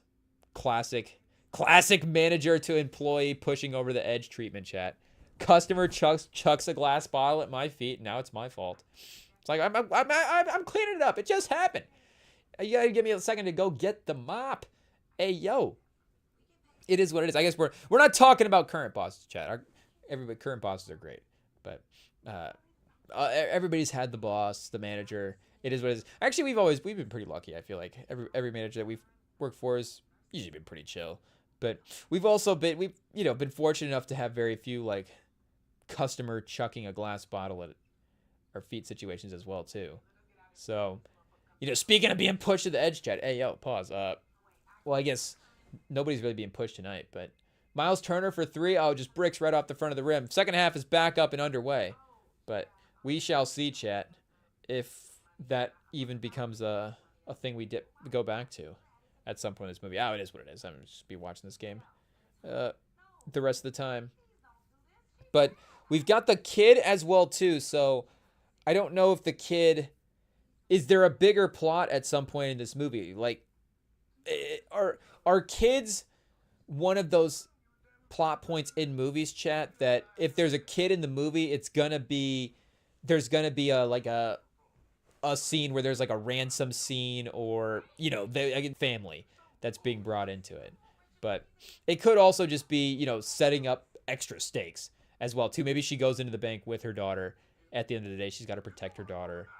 We just got to let her get to the bank. We just want to get to the bank. And I did say as well too, Tyler Perry directed this, so shout out to the Madea movies, but I'm not necessarily as familiar with like the Tyler Perry maybe action movies that he would have run or would have directed in his past here. So let's see. Written directed, I mean, obviously for our guy Tyler Perry, but again, sort of in this vein where I'm not seeing like action comedy. I mean, I imagine there's going to be the comedic elements involved. It's not just going to be a bland action movie. But so this year he's got Tyler Perry's Duplicity, Medea's Destination Wedding, and then Straw. This movie right now. But Tyler Perry's Duplicity, a mystery filler film written directed by stars Kate Graham, Megan Tandy, Tyler LaPlay, and Ron Recal Lee. The film was released on Amazon Prime March 20th, so it's not going to give us a description there that way. But wait, was he a producer on Don't Look Up? Oh no, actor, credited actor, producer. Okay, wait a second. So what are other action movies that he might have gotten in the mix here, chat, that I can do bad all by myself? American romantic musical comedy drama, maybe. Good Deeds. What's this one here, chat? Tandy Wade Newton, Brian White, Rebecca Romjan, Jamie Kennedy, and then Felicia Rashad and Gabrielle Union. Tells the story of a CEO. American romantic drama. Alex Cross, I guess he acted in this one. Wait a second, he acted? Matthew Terry, the villain Picasso, adapted from a screenplay. He's got a shotgun. Yeah, a crime thriller. So he's acted in a thriller movie. Alex Cross, I guess. But he didn't get any... Oh, acted in Gone Girl as well, too. Tanner Bolt in Gone Girl. I guess we need to go back and watch Gone Girl. We were just talking to somebody about them watching The Accountant, too. And then we got to drop the town recommendation on him, chat. So we'll see if they watch it over the weekend. Probably not. If they didn't, but we'll push for it. We're very confident, obviously, in that recommendation. That's one of the all-time recommendations that we could just give, like, personally for us. So, like, top 10. It like aligns, quality plus like a top 10 movie type situation right away. Okay, so how many minutes are we into this movie, chat? And Taraji P. Henson is yelling at two people right away. So 12 minutes in. So I don't know. Is there Oscar bait for this type of movie? Like, it's gonna be really pretty much a one-person type movie. Really, she's gonna be carrying most of the scenes. Her usage rating in this movie is gonna be probably through the roof, and she's gonna be cranked up to 10 the entire time. You can tell. Again, we're this close in, or we're this early in, and she's gonna carry this level of emotion throughout the entire movie. Again, I just don't know the Netflix, the streaming, the Tyler Perry, the genre. I don't know what all aligns these days. Who knows what can get Oscar bait or what cannot, but can Taraji P. Henson and Straw get in that conversation, chat? We'll see. Oh, is she at a school right now? This looks like a school for sure. Pretty nice school, honestly, but not great whatever the interaction was about. I don't know. So again, kid involved, chat. It is what it is. But what's Brain on Fire? Biological drama. Nobody's Fool. Oh, Nobody's Fool. Okay, yeah, the Tiffany Haddish movie. I guess we've seen more promo and posters for that than we actually had watched it. Oh, Vice. This is the Yeah, that's the Dick Cheney movie. Hey, yo, pause. The VP movie. Paw Patrol the movie. Don't Look Up. Jazzman Blues. Divorce in the Black. America thriller drama. Megan Good as Ava. A young bank professional whose seemingly perfect marriage unravels when her husband abruptly leaves without what, chat? Wait, so who's the guy in this movie? I guess I can't see, but Megan Good as the star in 2024? Okay. I guess getting into more of the thriller the last couple years, and then American war drama. So is this is the start. So is this his most thrillery type? Okay, so what just happened? Did she just slide off the road in the rain? Oh, chat. That's a tough spot. The car died. What's sputtering worse right now, chat? Taraji P. Henson's car, the Pacers offense. 49 points, 8 minutes left in the third. Ayo, 49 to 68. Car dead, chat. Oh, the police officer pulling up, and you know they're not going to help, chat. Uh-oh. Yep. Of course she's going to get blamed for it. You can already tell that the guy's pulling up with the cop on the side. This is not good, chat. Uh-oh. I mean, we've got a whole movie to go through here, but... And I guess she's not going to get necessarily arrested, but going through the glove box, chat. And having the other guy in the ear of the officer, escalating the situation. Hey, yo, chat. This is a thriller. Wait, she can't just like... I mean, if this guy's gonna start talking about threatening violence, you gotta arrest that man. What's going on? Arrest that man. I mean, I get, what's talking, what's not, but still, at the end of the day, it's, what's talking, what's not. You gotta treat it real, chat. What was I just watching? Oh, Denzel in Out of Time. When he's talking to the guy, I think a much different situation, but he's like, if as a cop, I can't have you go around making threats. I'm legally obligated to do something about it. So, I don't know, you gotta... Oh, ticketed? Taraji P. Henson, don't run. Hey, yo. Chat. The tension through the scene. I don't know if I'm the one to be sitting here analyzing it, but we'll just go back to the game. Oh, Ginobili, chat. They cut to Ginobili on the outro. Hey, yo. Okay, we're back in the grocery store. I guess, I don't know, did she get called away into the school there? So maybe the bank is just the last half of the movie. Maybe this is more about the day than the bank robbery. Probably more so, chat. Like we were saying, I don't know if the heist was going to be the focal point, but I didn't know if this was going to be how do we get out of the bank in the heist? Like a sort of inside man sort of situation. The bank is hostage. I guess, that sort of type of movie. Not necessarily that type of situation, but... Well, I mean, you know what we're saying. That type of movie, bank is hostage. She's going to have to try to figure out how to navigate that. Who is this manager, chat? This manager, I think, wrote her up for the customer throwing bottles at her feet. Oh, she was 2 hours late?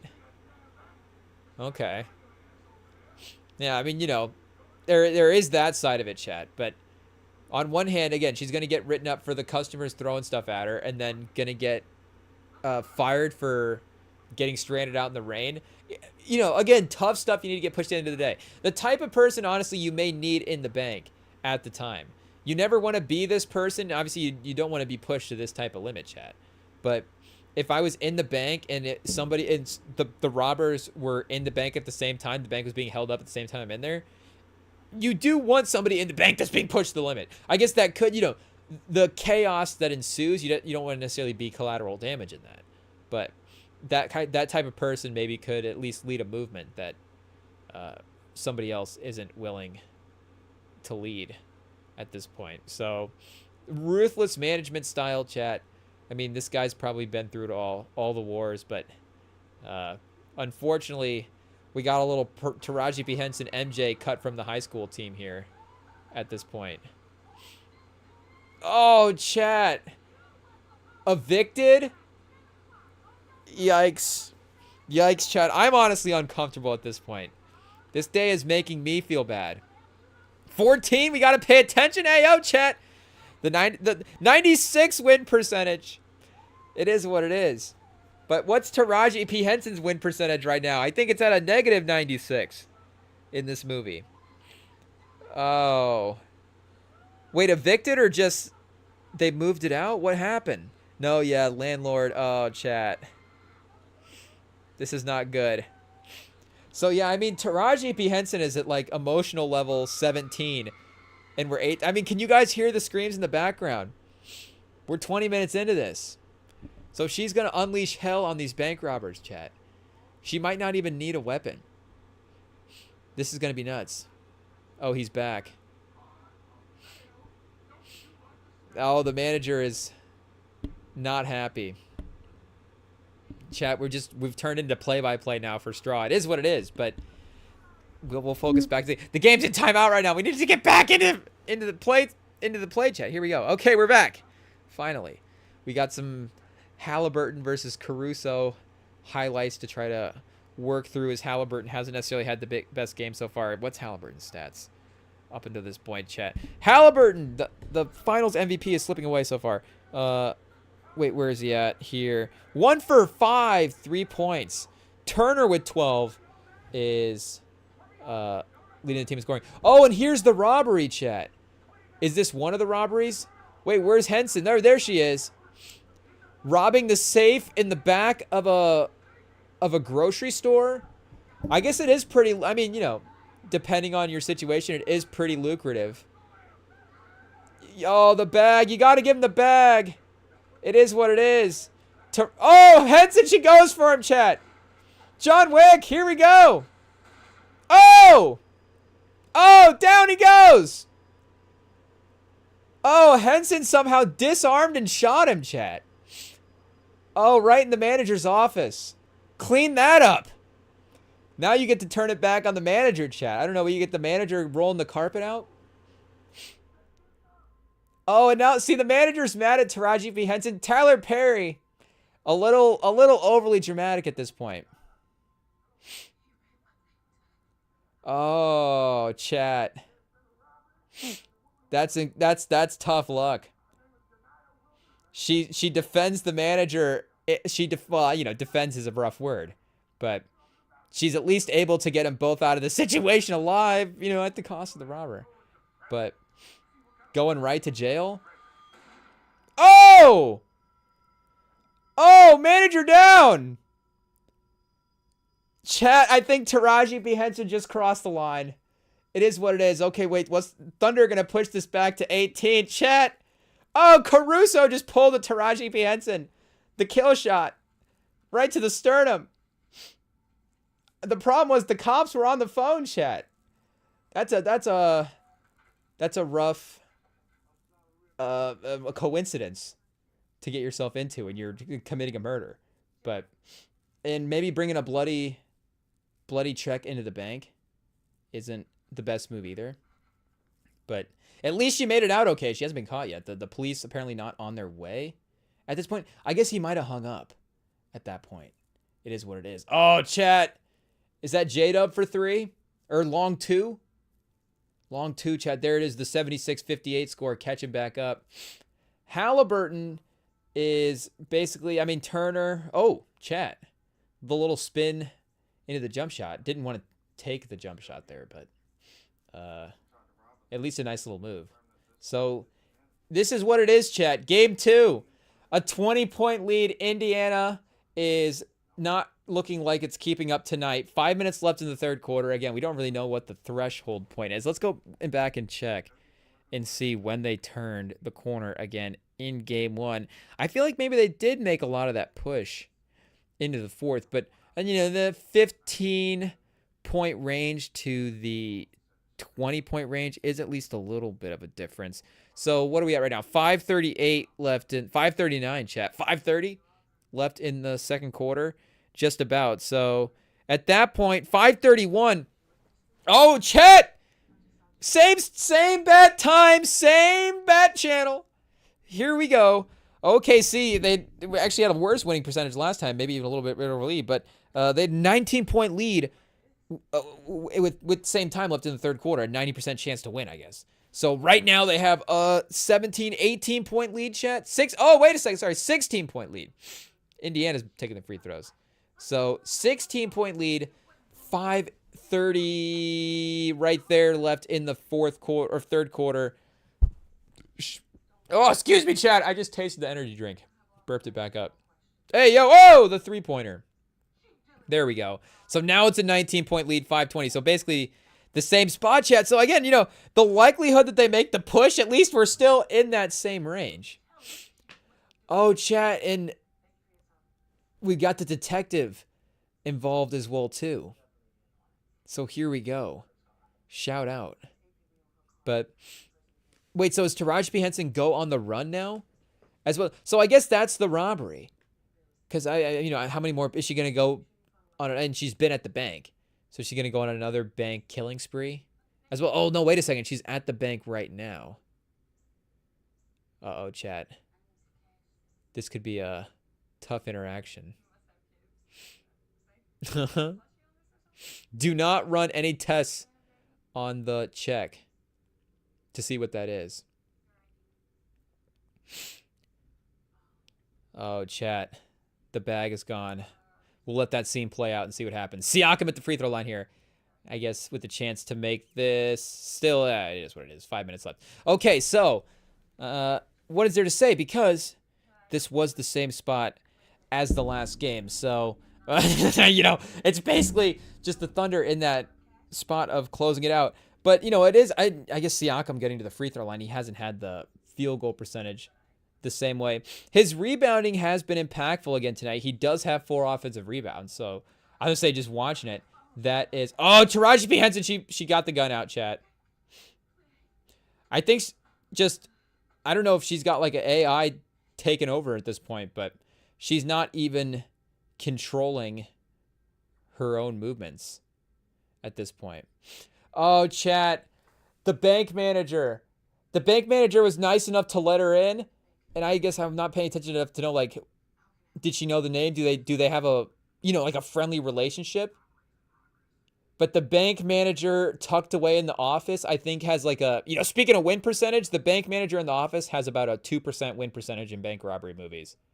They will either get up and then just get shot the minute they get up, or they will go for the shotgun under the desk and then just for somehow not get, they never want to shoot first, pause. So they always just end up getting taken out, chat. Obviously the bank manager in the beginning of the Dark Knight heist is top tier bank manager death, chat. I guess he doesn't die, but bank manager stepping into the situation. Am I crazy? Does he die later in the movie? Because he gets away with just like the little smoke bomb situation. He thinks he's gonna get it. He thinks the Joker puts a grenade in his mouth. Hey yo. But yeah, the police are already on her tail, chat. She's on a killing spree. They know she's dangerous. Oh, I think they think that maybe one of the toys in the bag is a bomb as well, too. But at this point, treating her as a dangerous person is, unfortunate. But, yeah. Well, I guess, we're not making calls on how to handle the situation, chat. We're just saying what it is. How is Tyler Perry writing this movie out at this point? But 15 points, Indiana? Uh-oh. There we go. The door a little bit open, chat.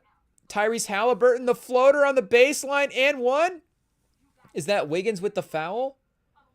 Okay, so if Halliburton gets the momentum turning a little bit here, we'll see. Like we said, the rebounding has been still for, at least like we said, Siakam important. It was big for him in the last game. They are 24 defensive rebounds. What are they at? 29 total rebounds to 27. Steals, 6 steals to 7 steals. And what are the percentage? So really it has just been the shooting in this game, chat, which has been, Taraji P. Henson, a much more efficient shooter so far in this movie than the Pacers. It is what it is. Taraji P. she's 2 for 2 at this point. We got a heist and a grocery store manager on the ground. Hey, yo. I don't even think she realized she has the gun, chat. Well, she does, but She just wants the check cash. She doesn't want the cash. So, I mean, at this point, just take the cash. You know, if you're gonna, it's like the Heat mentality of what's the difference if you take out the last guard at this point. You know, do you just gotta try to Ben Affleck it, make a run for Florida, leave an orange in the bag, and hope the rest of your family catches up? But yeah, see the bank manager getting active at this point, chat. She's trying to get on the phone, manage the situation, talk to the security guard. The police are en route, but you just got to stay silent. Is she going to go confront her, chat? I think Taraji P. Henson's going to rack up a body count in this movie. I think Taraji P. Henson is going to put some bodies on the floor, chat. It is what it is. Thunder back up by 18. Okay, here we go. Shea getting high fives on the bench. 22 for our guy Shea. The dominance continues. And to be honest, you know, I'm glad. Oh, chat. I just make this Shea point right as the bank manager confronts Taraji P. Henson. We'll let this. What's going to happen? Who's going to make it out alive? We've got 3 bank tellers and a enraged cashier. Chat, a classic situation at the bank. Hey, yo. We'll see, chat. We've seen this before. Is Tyler Perry just, okay, what is every customer service interaction I've seen go down? I'll just end that with a person getting killed at the end of it. It's essentially what this movie is. So is this customer service trauma fantasy stuff for Tyler Perry? Did Tyler Perry work at like a grocery store and back in the day and have a couple of mean customers, chat? Because we've all had a couple of I don't, you know, what are the intensities of the thoughts that you've had? But I'm just saying we've all had a couple of customers that's like, oh, you know, oh man, I would like to. But at least Tyler Perry's got some really extreme fantasies about what that would be. So the police converging. Oh, chat, the little bank in the strip mall situation is not something we see a lot as well too. Like almost a credit union. That is in Den of Thieves, they have the heist on the smaller bank to distract them from the heist from the bigger bank, and that one is in a strip mall type of bank, the little outside connected to the other buildings, because that's an interesting in terms of your I guess again she's not pulling a heist and like going into this trying to rob the bank, but that is also interesting because it really kind of limits your mobility in a way. Yeah, your parking lot. There's never good access out of those as well too. Those are oftentimes like in cities and stuff. Never like that banks are in cities, but sometimes you get banks on major streets as well too, chat, where it's like, you know, flow of traffic. But at least like the Joker, you know, he's able to just slide out in that bus and just get lost in the flow of things. But this one here, and you know, again, speaking of Heat, when they rob the armored cars, they pin that armored car up against the highway, up in that car lot up against the highway where they can just have the 2 access points to get out right away. So, and I guess they think she has I guess, does she have a bomb? Maybe she does have. I guess, do we have to go to the plot here and check? Are we behind, chat? Does she have a bomb? It is what it is. So, shout out to Tiana Taylor as well too, chat, as the detective. This is a fun role to see her in. Do we need to go sound up to get some more dialogue? I mean, everybody is kind of being washed away by Taraji P. Henson's performance right now. It's not quite the rewatchables category different movie award because again, you know, the movie is oh, chat, we've got somebody making a run for it. More gunshots. Oh, who goes down, chat? Shots fired. The cops are going to move in. He's trying to be a hero now. He's straight out the bank. Door unlocked. He made it out, chat. That's not fair at all. You can't start a ruckus and then run out and be the one guy that makes it out. Did he get... I guess he's got a white hoodie on, so any type of damage would be pretty, you know, obvious at this point. And it seems like... oh, chat, she's gone full heist mode. The bank is locked down. And how many shots does she have left in this clip? I don't know how many shots the robber fired out. I'm not a gun expert. I don't know how many shots would be in it automatically, chat. But we have watched enough movies. And again, speaking of out of time, Denzel, he counts the gunshots in that one. But Taraji P. Henson would have had a couple of gunshots fired at the bank robbery scene, a couple of fired in defense of the bank robbery scene, and then she kills the manager. And now she's fired at least 3 or 4 more right there. So, I mean, the police, if we can just wait it out a couple, she's not even going to have that much more firepower to be able to take stuff down. Chat, I'm beginning to wonder if Taraji P. Henson makes it out alive. We may get a sort of, bruised and battered Taraji P. Henson at the end of this one going to prison, but where are we at right now, chat? We're 30 minutes in and we're locked into the bank. Phone ringing. Are we in real time? At this point, you got to just commit. You and your 4 bullets left, you've got to hold this bank hostage and figure out what to do. Who's calling the bank? Is it the police? Imagine just somebody who hasn't turned on the news chat. Like, this is totally something that I would do.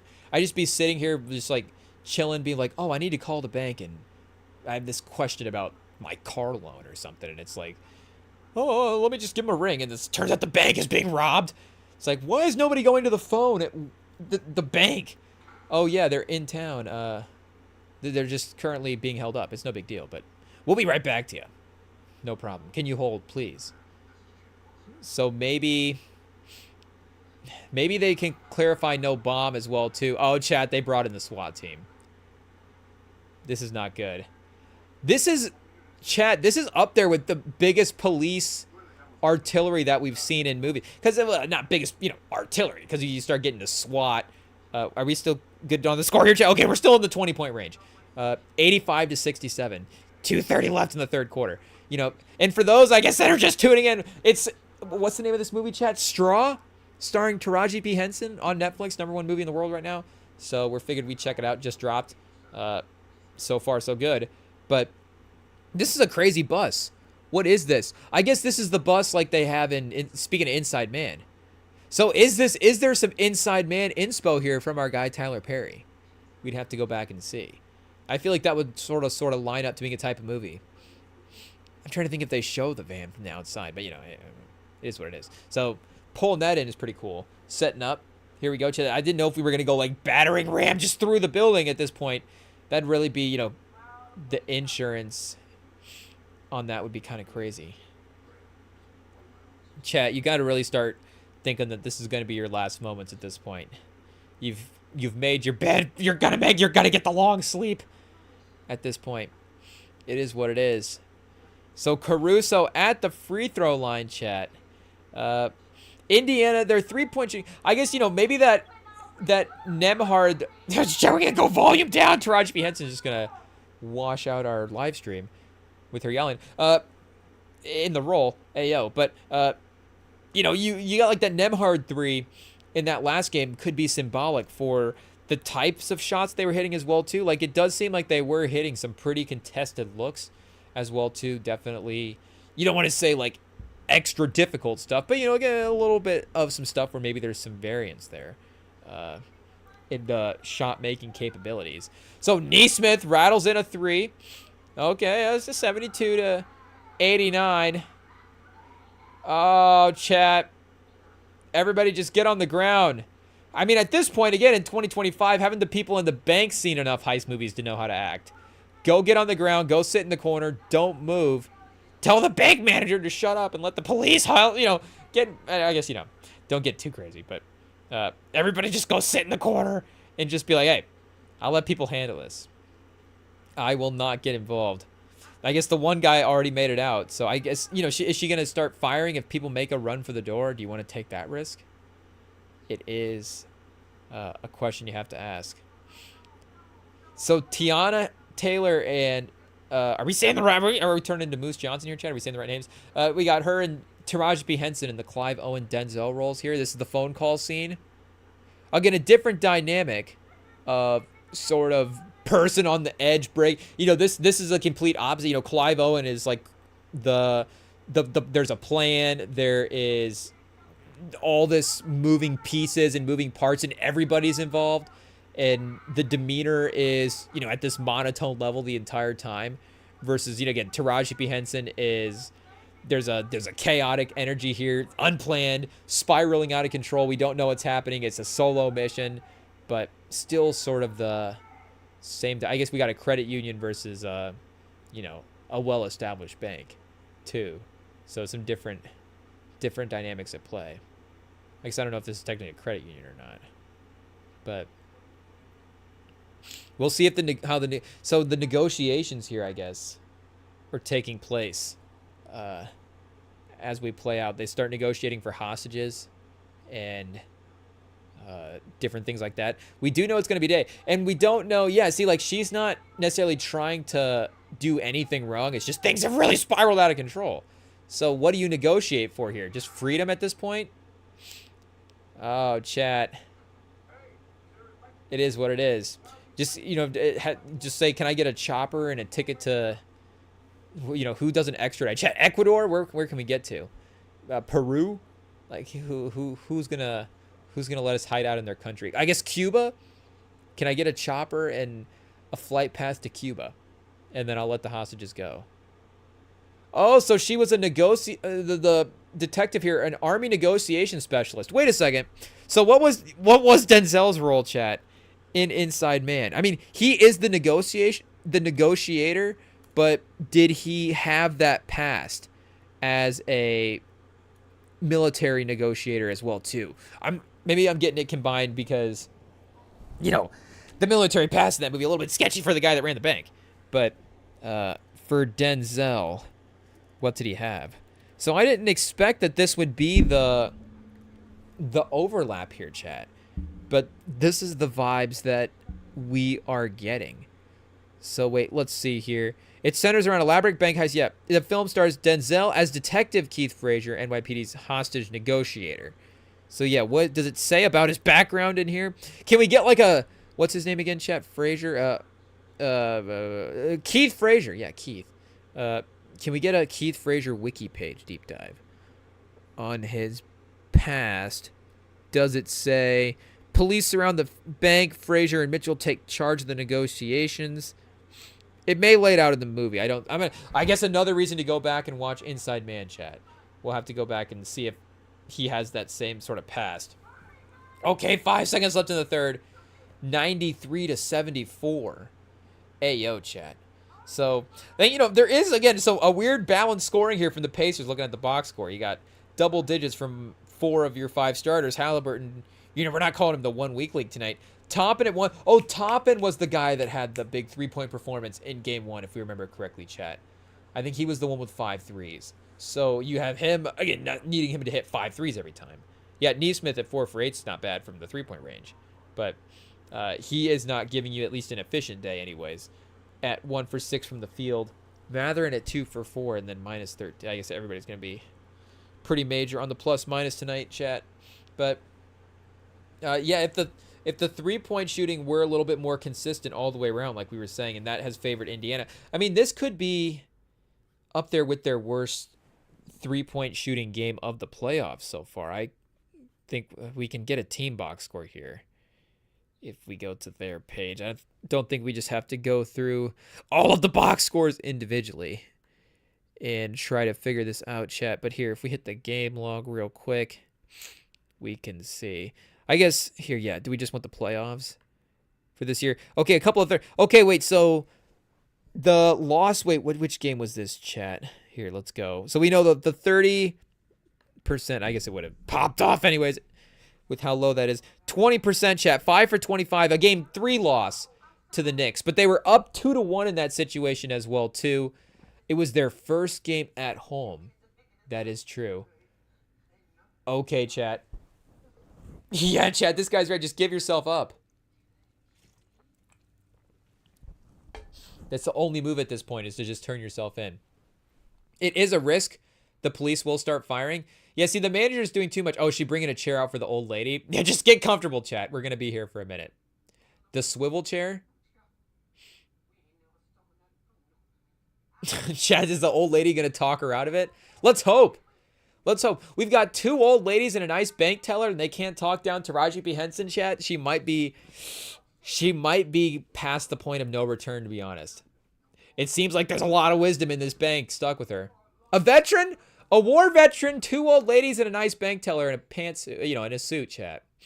There is a lot of good advice and good feelings. Is he just going to walk out, chat? Yeah, they're gone. Okay. She let him walk out. So if anything, Taraji P. Henson on the nicer side of bank hostage people. Okay, so now the door's locked. Uh-oh, chat. I'm feeling this old lady is now at a 50-50. The live odds for the old lady in the chair on whether or not she'll make it out just moved, chat. They just moved. She's now the only one left in the bank. She's stuck in a chair.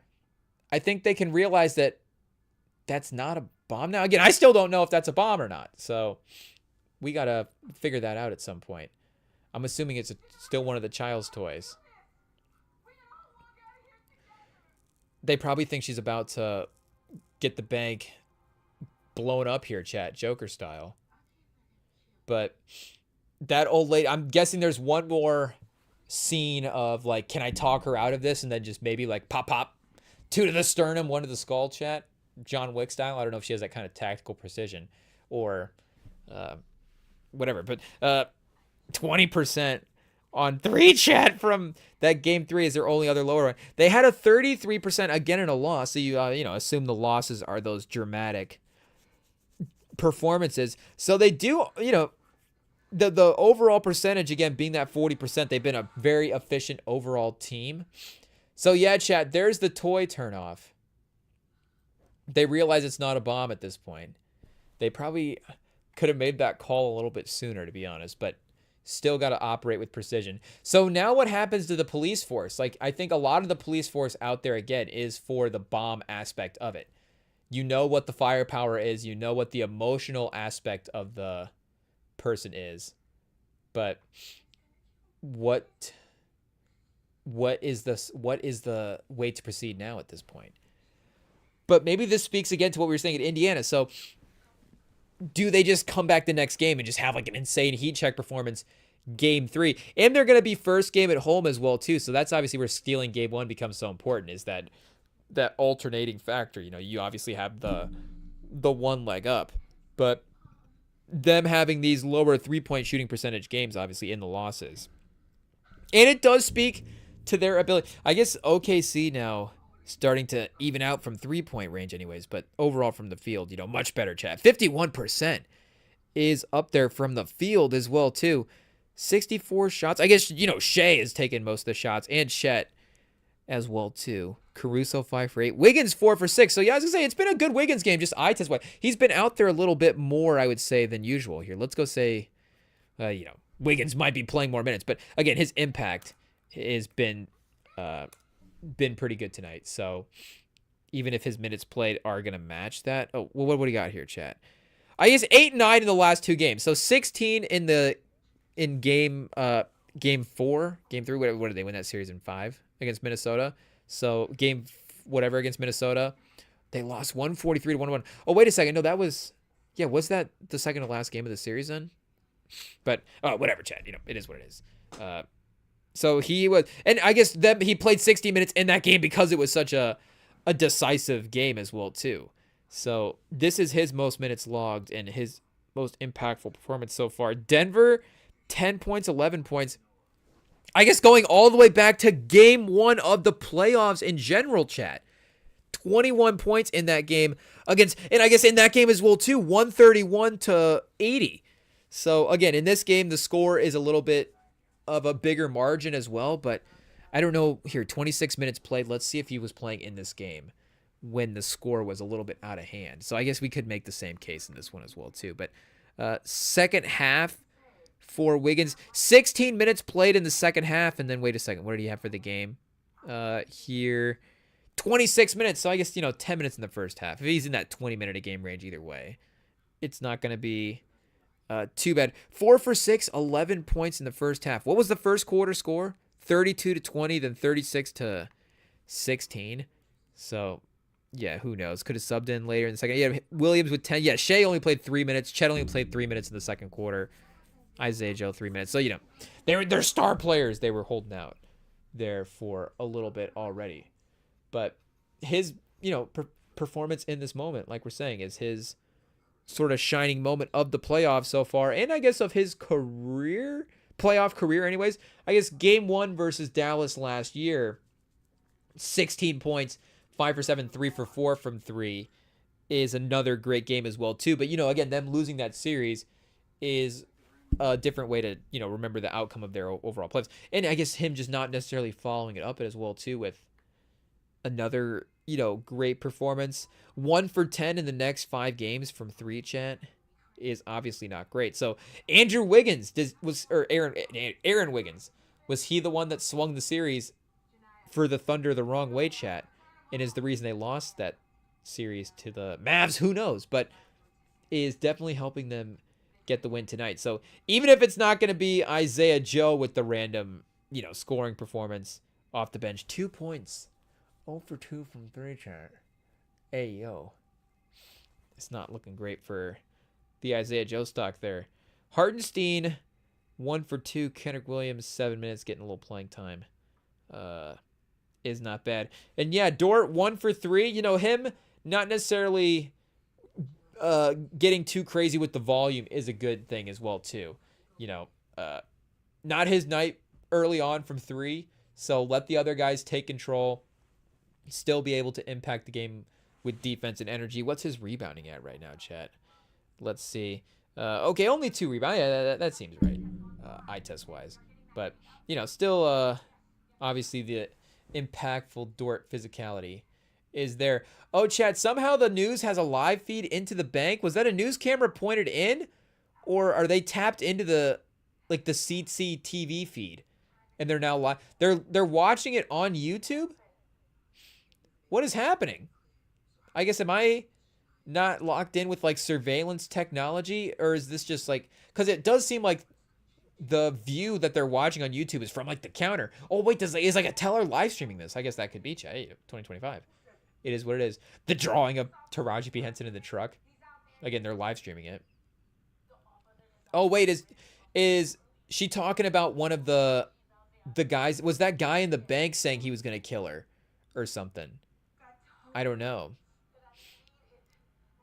Or was there somebody else that we missed earlier on that said he was gonna kill?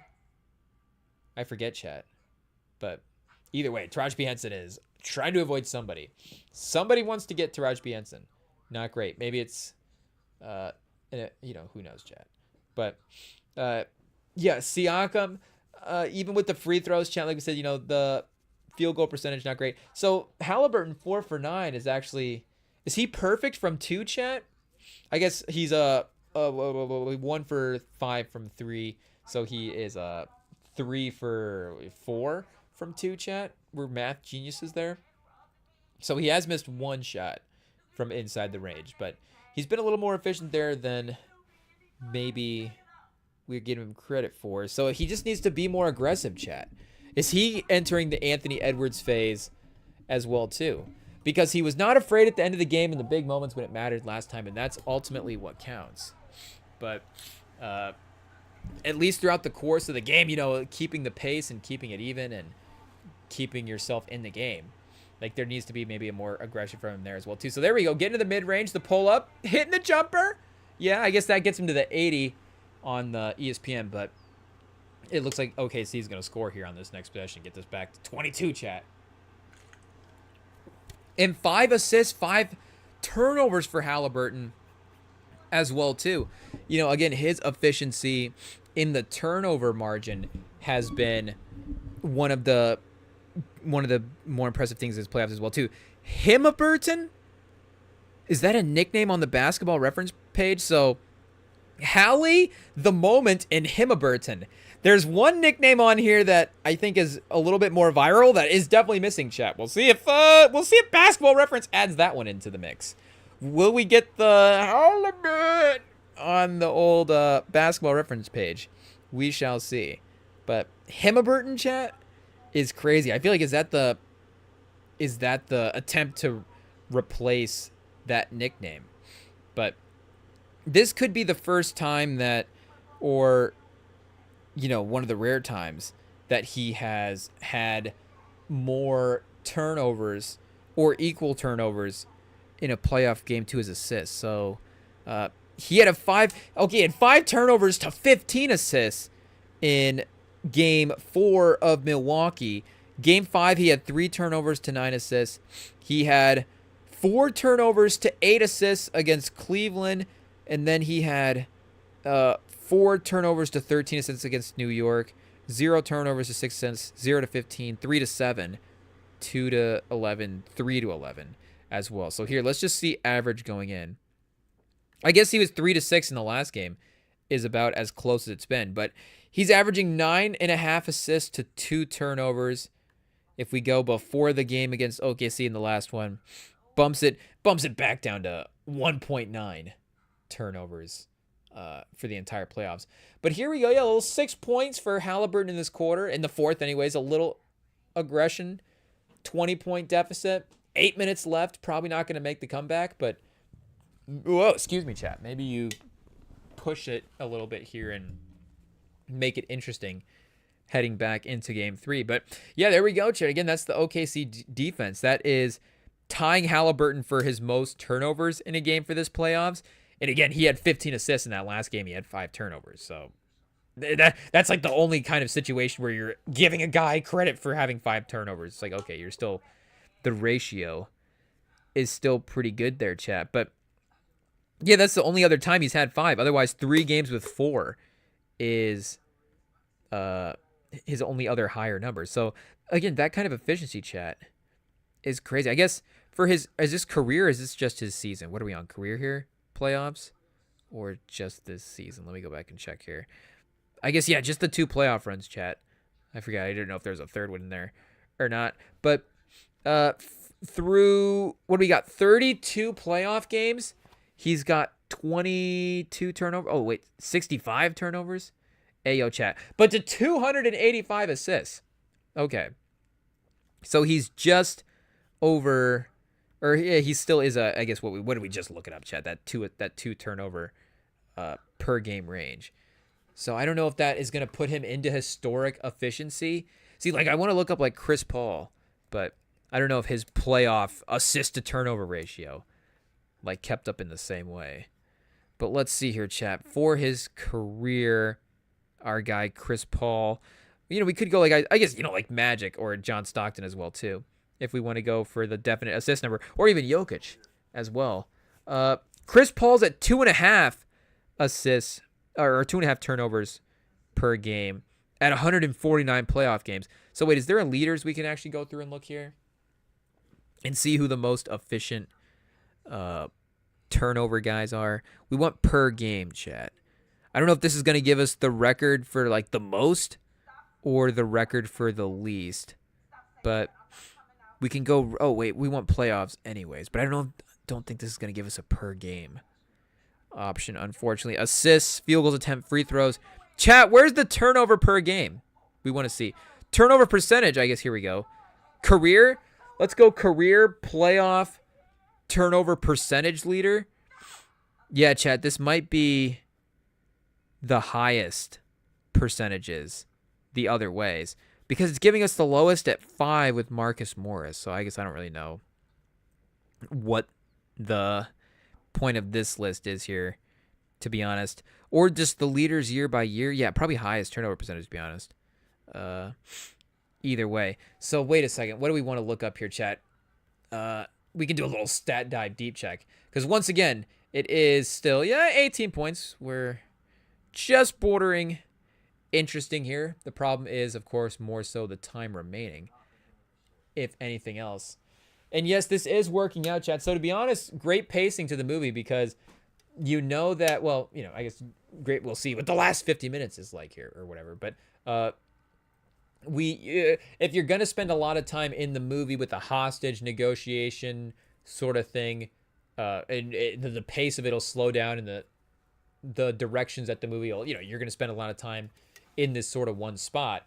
To have a very high energy, sort of high key intro to the movie helps get you into this setting as well too, where we got Taraji being some worked up, we got bodies dropping at the floor, we got a little robbery situation, we got a manager just throwing heat with his 2-minute performance. Pause. Whoa, chat. What are we talking about? But his just couple minutes, 2-scene performance, and it looked like he was turning it up there. So fun intro, gets us into the hostage. We get Taraji P. Henson now in a bank, just totally unhinged. Tiana Taylor. What is she gonna? She's now gonna start disarming the cameras and stuff. It's gonna get too complicated. There's no master plan. She's not necessarily negotiating with the hostage person as well, too. So, you know, I don't know if you're planning to escape or survival. Like, you start going through mini fridges in the break room. Do you make a run for it out while she's trying to unplug the cameras? I think that's definitely the discussion. Unfortunately, the old lady, again, in the chair, is going to have a bit of an issue making a run for it, but we'll see, I guess, what the plan is. And I think, yeah, I guess she does have a bomb, so where did she get a bomb at? I'm going to, okay, we got to check the Wikipedia here. Does she have a bomb or does she not? I guess I don't know if that's a spoiler alert, but I just don't know if I missed something at this point. I feel like that's pivotal to the, or do we not have the old page for this one yet, chat? I feel like that's pivotal to how we feel about this movie. Oh, no, wait, here we go. Straw 2025. Okay, we don't want to spoil the end of it, but one morning, prepping for school, warns her science project, blah, blah, blah. She gets upset. Way out.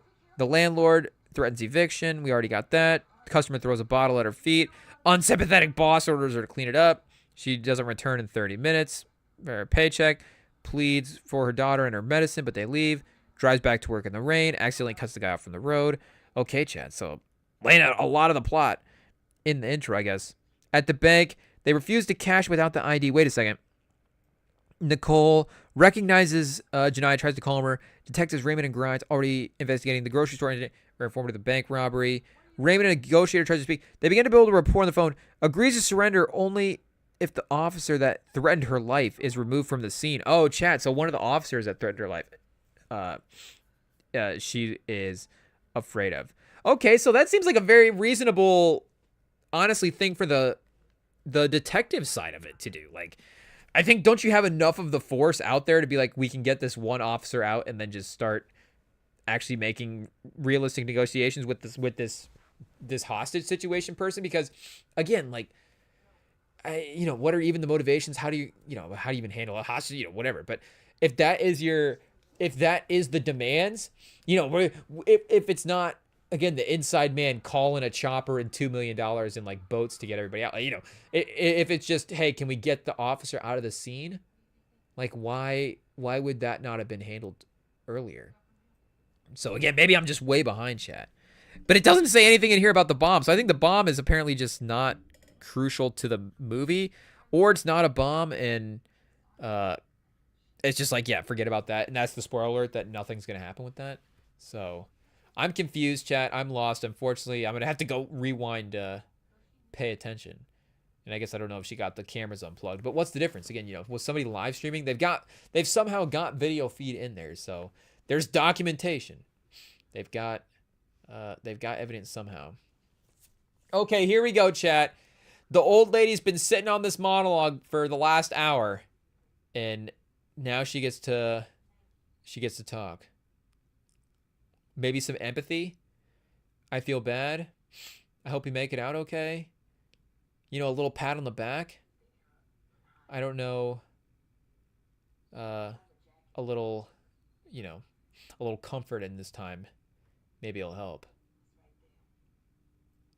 Oh, chat. See, this is the manager now making plans, trying to distract her by going into the office.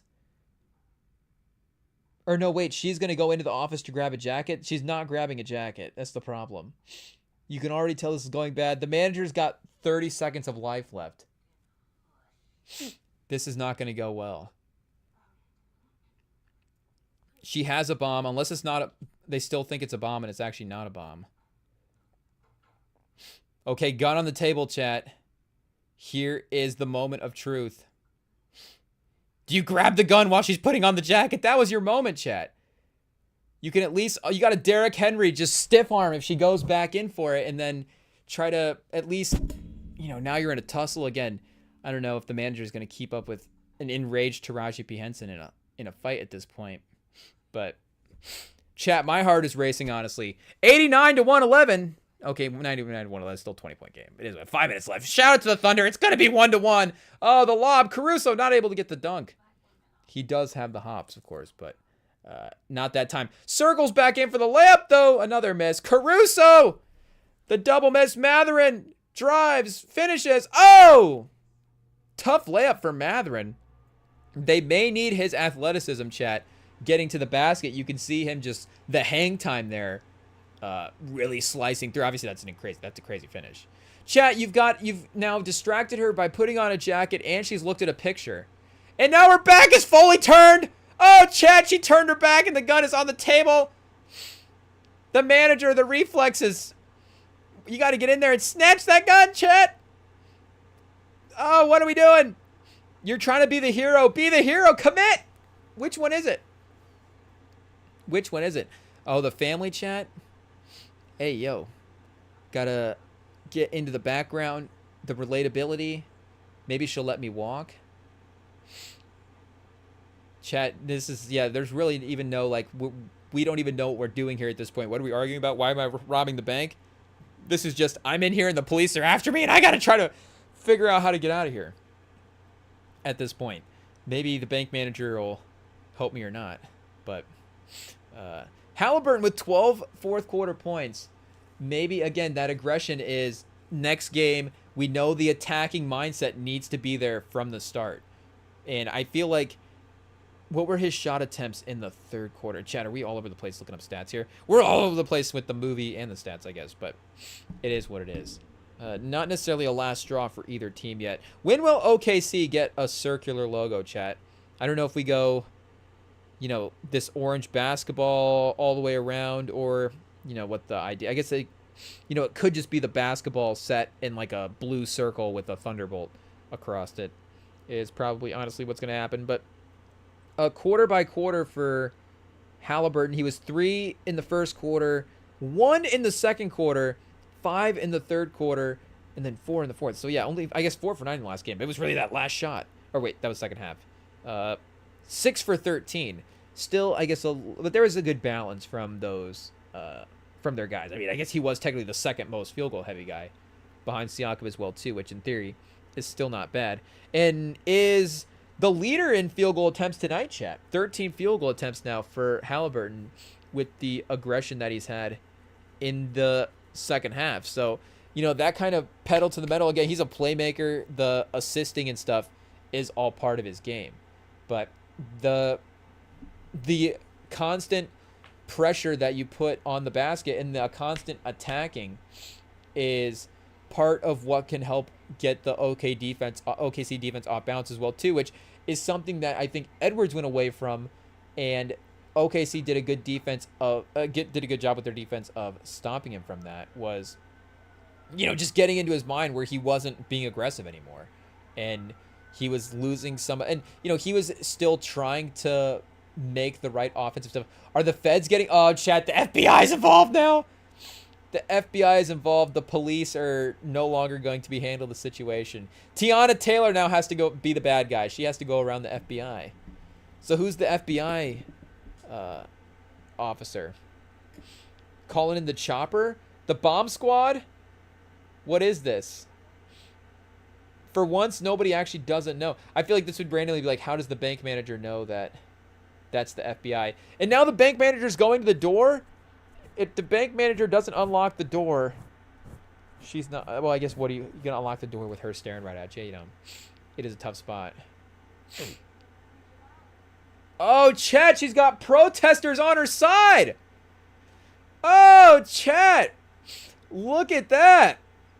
The FBI now has to deal with the protesters. Oh, that's how she gets out. Because you can't now, like, have this kind of, what kind of display of force do you even want to just, I mean, if stuff goes down, I guess. But now you're not, and I guess, you're always going to need to work with some sort of discretion, I guess, chat. But, again, is this how she gets out? The police now have, because this is a good crowd. Hey, yo, chat. And it makes sense. You know, if you like the fact that these people are able to be on her side without witnessing the events that we are, show her that we're better people, because again, they didn't get to see the actual day play out for her. But if you see her day play out, you know, doesn't you wrongdoing, you're not gonna make excuses for anybody, but it does make a lot of sense, of course, how they got to this place. Wanted for murder. The bank manager is a tough one, of course. He was killed definitely a little bit more innocently than the robbers. The robber situation, that self-defense. I think again the problem is I think the manager is to blame for this whole movie, chat. Like, the guy on the street, the cop, like, it doesn't seem like the landlord, like everybody else that she's interacted with outside of the people at the bank have been nice to her, and the protesters as well too. Shout out to the protesters. But if the manager at the grocery store was like 10% nicer, like how much of this movie could have been avoided? Because again, like if he doesn't get shot in the office, then what really is again, like it's still a major issue, Chad. There's still, it's still like, probably the next 3 years of her life are now just completely wrapped up in this case. And then speaking of Netflix now has to be knocking on your door after the legal case. So now the next couple of years are wrapped up in the filming of the documentary of whatever just happened. But at least at the end of the day, there is a self-defense thing that can go down with you and the bank robber. The manager one is tough, and if you don't kill the manager, then she's not. The manager just gives her the check. She just goes to the bank. She's just cashing the check, and then she's still at the edge, but maybe she doesn't get pushed over. The manager is definitely the one that pushes her over the edge. So of course now we've got the one officer that wants to get her. He just wants to blow up the bank, chat. He's like, we're just going in with a tank and we're going to take over. She killed the manager in cold blood and she's got a bomb. But again, that's the very narrow version of this way to look at it. So 2:42 left. Yeah, OKC. It's OKC's night. Is Shea going to average? Shea is at 34. So he had 38 in the last game, chat. Do we need to start going like NBA Finals points per game? Oh, wait a second. Does Basketball Reference have a finals tab on here? They might actually just have a straight up finals tab here. Let me see, because obviously they have the regular season and playoffs, but for the finals and stuff, yeah, finals leaders. Here we go, chat. So points per game, career or active? No, just for the series. Points per game in a series. Why can't we get points per game for a single series? I guess we can get total points in a single series, but that's gonna favor some longer series. So yeah, Elgin in 62 had 284 total points, but I think this MJ 1993 might be a better like a per game type situation. So here, let me get a quick Google on what just the per game leaders would be here for NBA Finals points per game leaders, and let's see what we get. Okay, career. Wait, Jerry West. Yeah, it's going to take us back to that Basketball Reference tab. Okay, Stat Muse, chat. If it can actually let us see the stats, we can see here. So, yeah, that 92-93 finals, he averaged 41 points a game. Rick Barry in 67. This would not have been the one that they won, I believe. He averaged 40.8. And then Elgin Baylor averaged 40.6. So, 0.4 points less than MJ, but still. MJ a little bit more than Elgin. And then there we go, chat. Shea. That's his first game, 38, but he's going to be at 34 tonight so far. So, through 2 games, he's going to be at 36 a game? Oh, chat. Once again, our math skills getting better live on air. Of course, we did guess 36 before I hit enter into the calculator there. So, technically, the guess was right. But 36 still puts him at 8th over LeBron 14-15, MJ 91-92, Iverson 2000, 2001. So, Chad, shout out to StatMuse for giving us the top 25. I guess 25 guys deep on the list, and they're still over 30, over 32 a game as well, too. So, we've had some pretty impressive finals performances, chat, even some losing ones in here as well, too. Giannis, not a losing one, obviously, the 2021 they won. But he was 35.2, chat. The rebounds on here as well, too. How many guys average double-digit rebounds on this list? Ooh, quite a few of them, chat. We got 11. So Hakeem, speaking of LeBron, that 16, 17, 12 rebounds. Shaq in the 2001 finals, 12 rebounds.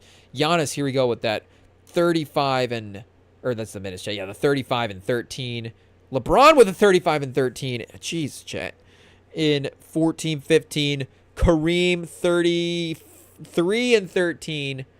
Shaq, 38 and 16. And then Elgin, 40 and 18, chat. Hey, yo. 40 and 18 is crazy. 7 games, unfortunately. Elgin, and I don't believe, ever won the finals in his career. 2 minutes left. 118 to 100, chat. It is what it is. Okay, make no mistake. This movie does slow down a little bit, chat, in the second half. Like, if we're comparing this to Inside Man, what Inside Man is really reliant on is, of course, the story is really great. The mechanics of the story are fabulous. The extra little side piece with the bank guy and then Jodie Foster's character. It really, the plot really does work, chat. But it's also just an incredibly, it's a actor's movie.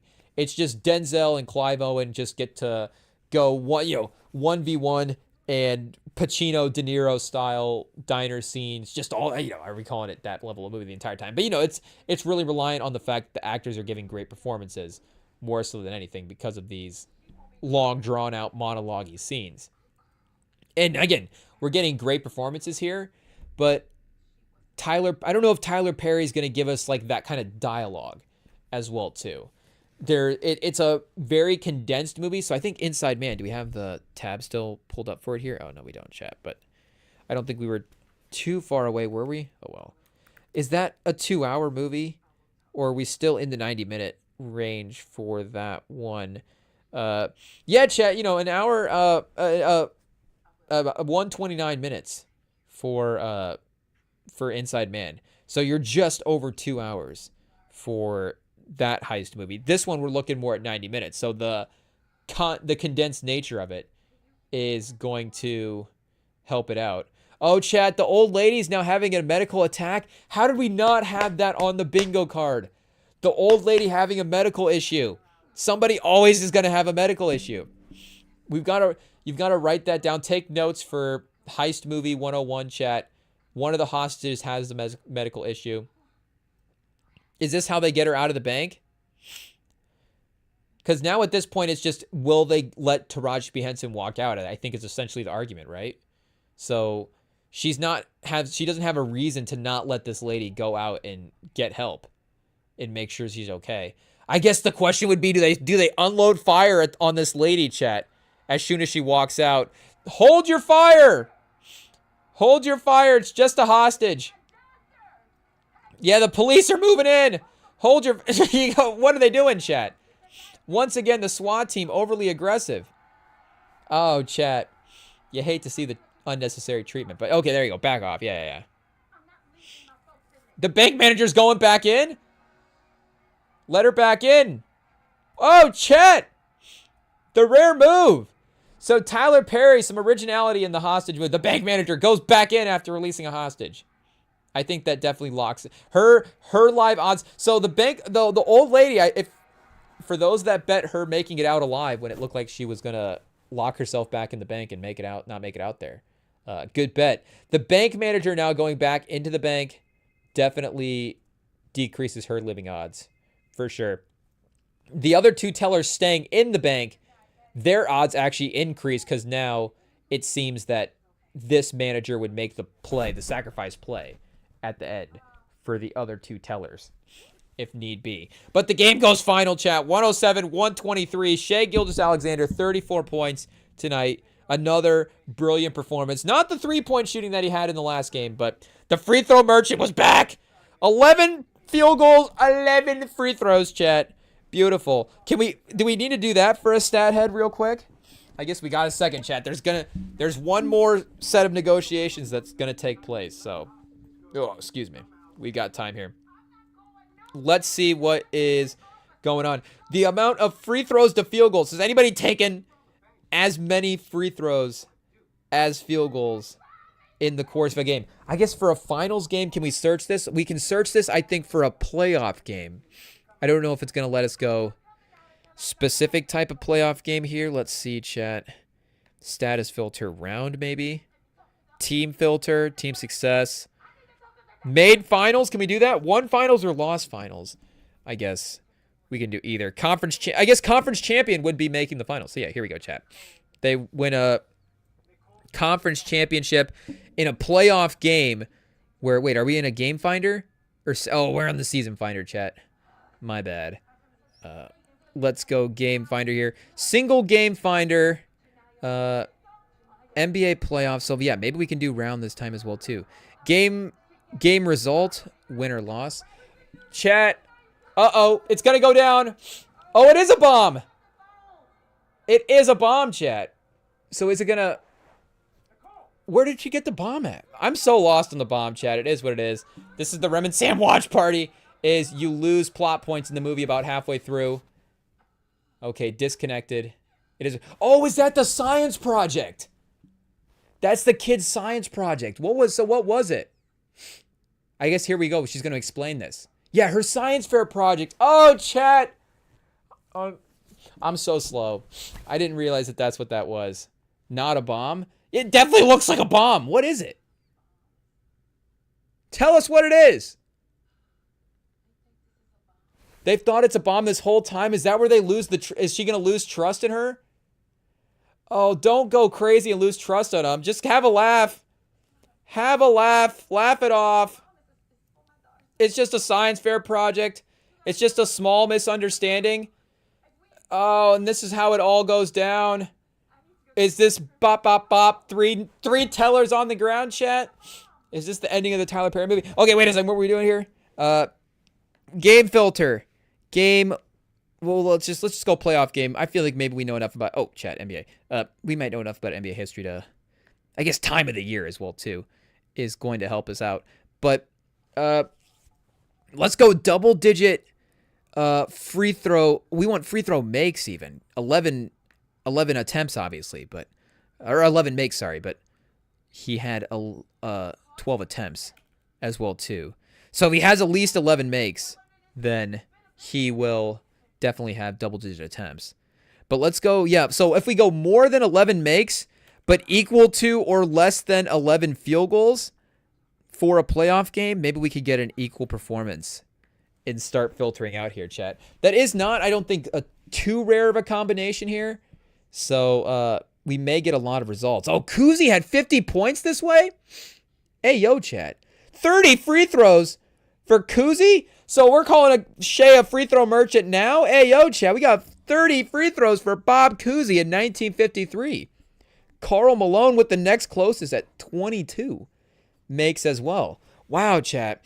Dwayne Wade, speaking of finals, so the 06 finals, Dwayne Wade, 21 free throws, 11 field goals, 43 points. Wow, chat. Hey, yo, Paul Pierce, Boston versus Indiana, obviously not finals, but 8 free throws to 21...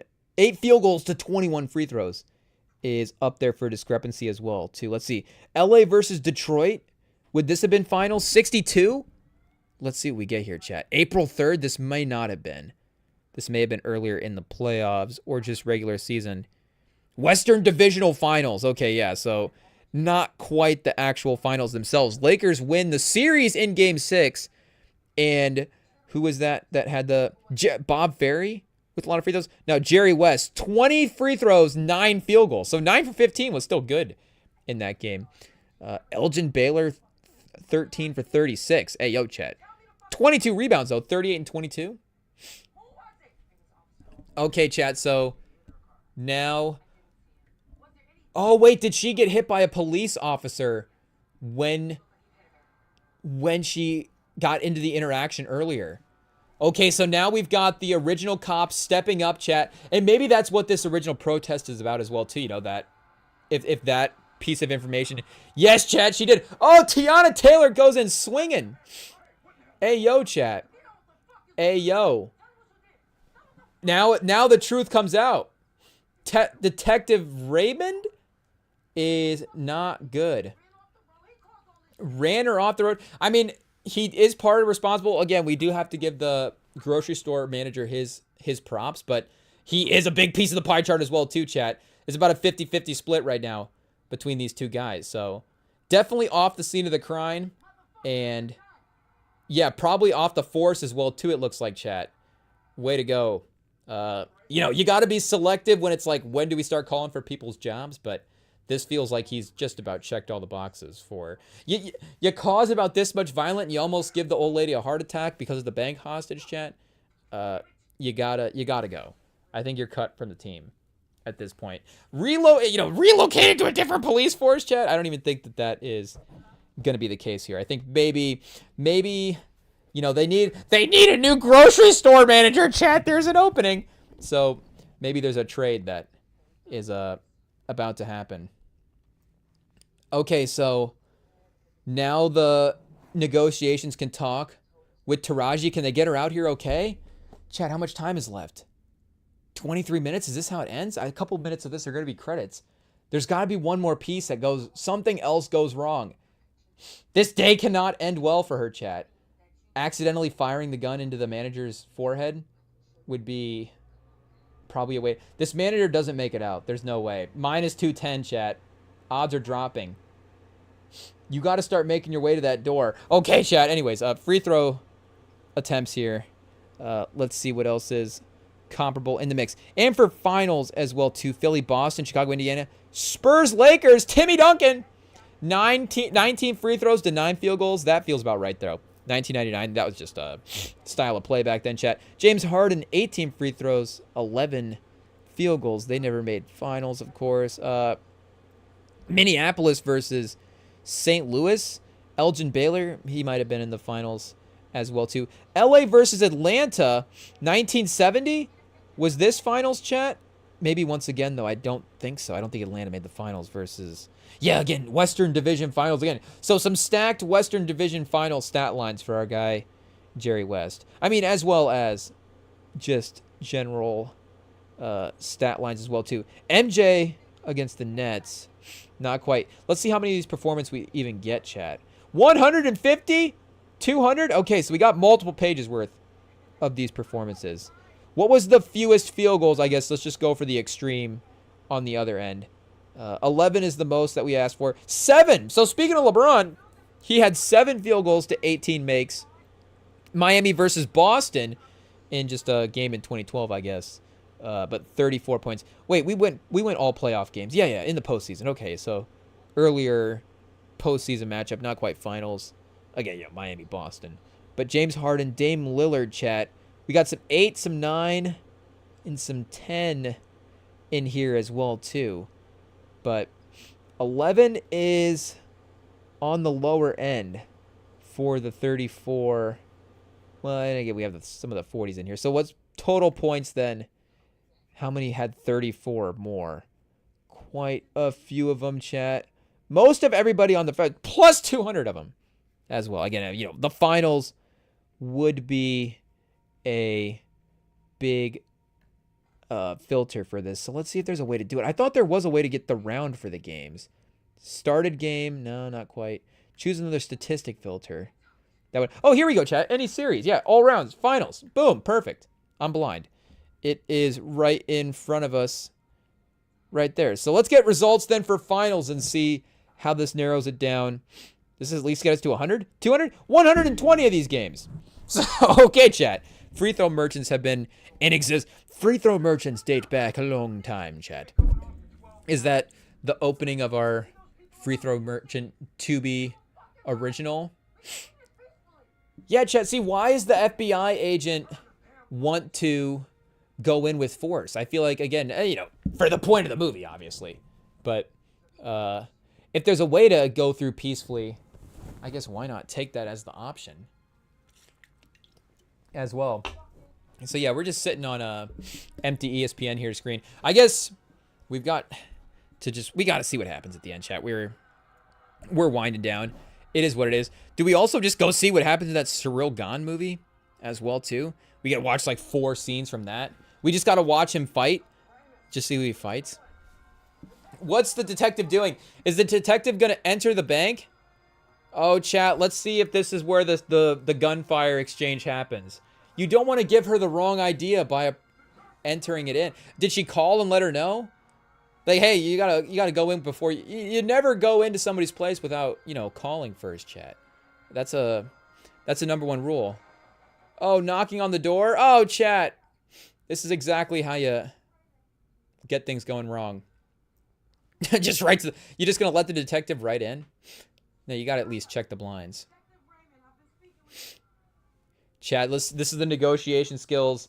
This is the Tyrese Halliburton negotiation skills moment right here. I don't know if you were necessarily down 20 in this situation. It feels like you had a pretty good upper hand, especially now that we know the bomb is not a bomb. But you've got to definitely hit a fourth quarter 3 at this point. Manager working as negotiator. I think manager fully on Team Janiyah at this point, chat. So we've got force. Yes, chat. Confirming the ID of the officer is important for sure. But how do they just walk her out then? Because obviously there's gonna have to be some sort of detainment to figure out what happened at the grocery store. I honestly think, it's gonna be tough. There's probably cameras at the grocery store, so if you watch that back, again, she's not like totally innocent, but I think there can be an empathetic side to looking at that if that footage got released, or if the events of that nature were described properly to the public in a court setting. Now the last 2 tellers are out of the bank and the bank manager is still there. I think the bank manager has a death wish, to be honest.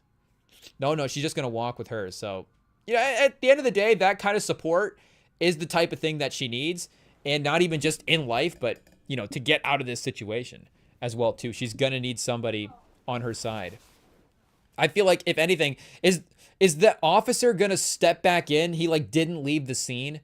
He's gonna fire a shot from the side and get Taraji P. Henson. Like the guy at the end of New Jack City just taking out Wesley Snipes. Just this officer just gonna pop out of nowhere. That would be the worst ending to this movie of all time, chat. I feel like that guy needs to not be in any more scenes, to be honest. But did we go the Rotten Tomato score for this movie? I feel like the ending here is, I guess we don't want to spoil it, chat. We've had a long night. The World Pillow Fighting Championships, all the way to Taraji P. Henson and Tiana Taylor negotiating a hostage situation. You never know what turns the Rim and Sam pod can take, but you get a 20-point game through the course of the NBA Finals. And that can be what happens, chat. The game flow on this one is not going to be fun to look at. Dominant throughout. Oh, yeah, chat. Not even close.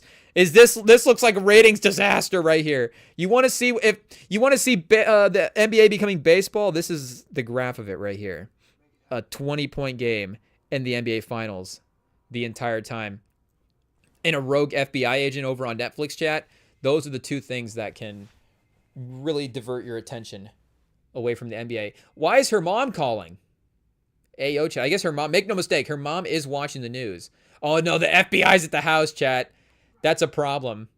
Why are you robbing a bank? Yeah, it's a good question, chat. Be like, Mom, I'm not robbing a bank. Stuff just happened. It is what it is.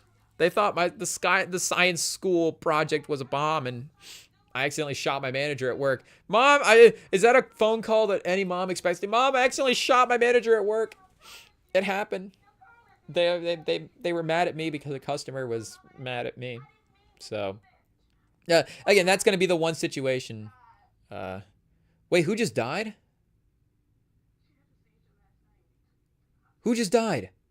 Chat, okay, we got to rewind. Was it her daughter? What just happened? Because if that happened, then I think bank manager gone, Janiyah gone as well too. Wait a second. What happened? So this whole time, because that's her getting the medicine. Oh, chat. Oh no. This is gonna be chaos unleashed. I don't even know if I'm gonna be able to watch the end of this, chat. This is literally disaster. Oh man. Last night? How was she not alerted? How do you not alert the mom in 2 minutes of anything that happens? What is happening? So, Do the police get to let her out for that reason alone? Yeah, wait, did we just cut to next scene? Or is this a flashback? What is happening? Tyler Perry, give us some continuity. Because I feel like if you lay that story out to the police, I mean, you're rushing her to the hospital at this point, right? You're rushing her over to wherever the next scene is. Again, I know you got whatever the situation is before that to clean up. But at this point, I think letting her grieve her child would be also on the top of the priority list. Again, we're not dealing with a serial bank robber here. We're not necessarily dealing with a serial killer in that type of way. So wait, is this all a dream, chat? There's no way this is a dream type movie. Are we just back in the bed? She's back in the bed. The daughter is not by her side. No way this was all made up, chat. No way. I mean, that manager's still walking around? I mean, I'm not necessarily grieving the loss of that manager, chat. That's for sure. So, hey, you know, the bank robber, we didn't really get to know him that much. Oh, chat. Is she imagining her dropping her kid off to school? Oh, chat, this is tough to watch. This is brutal. New movies, chat. I don't watch new movies, but... Oh, wait, so... Has she been dead this whole time? Oh, chat. So she really has been unhinged.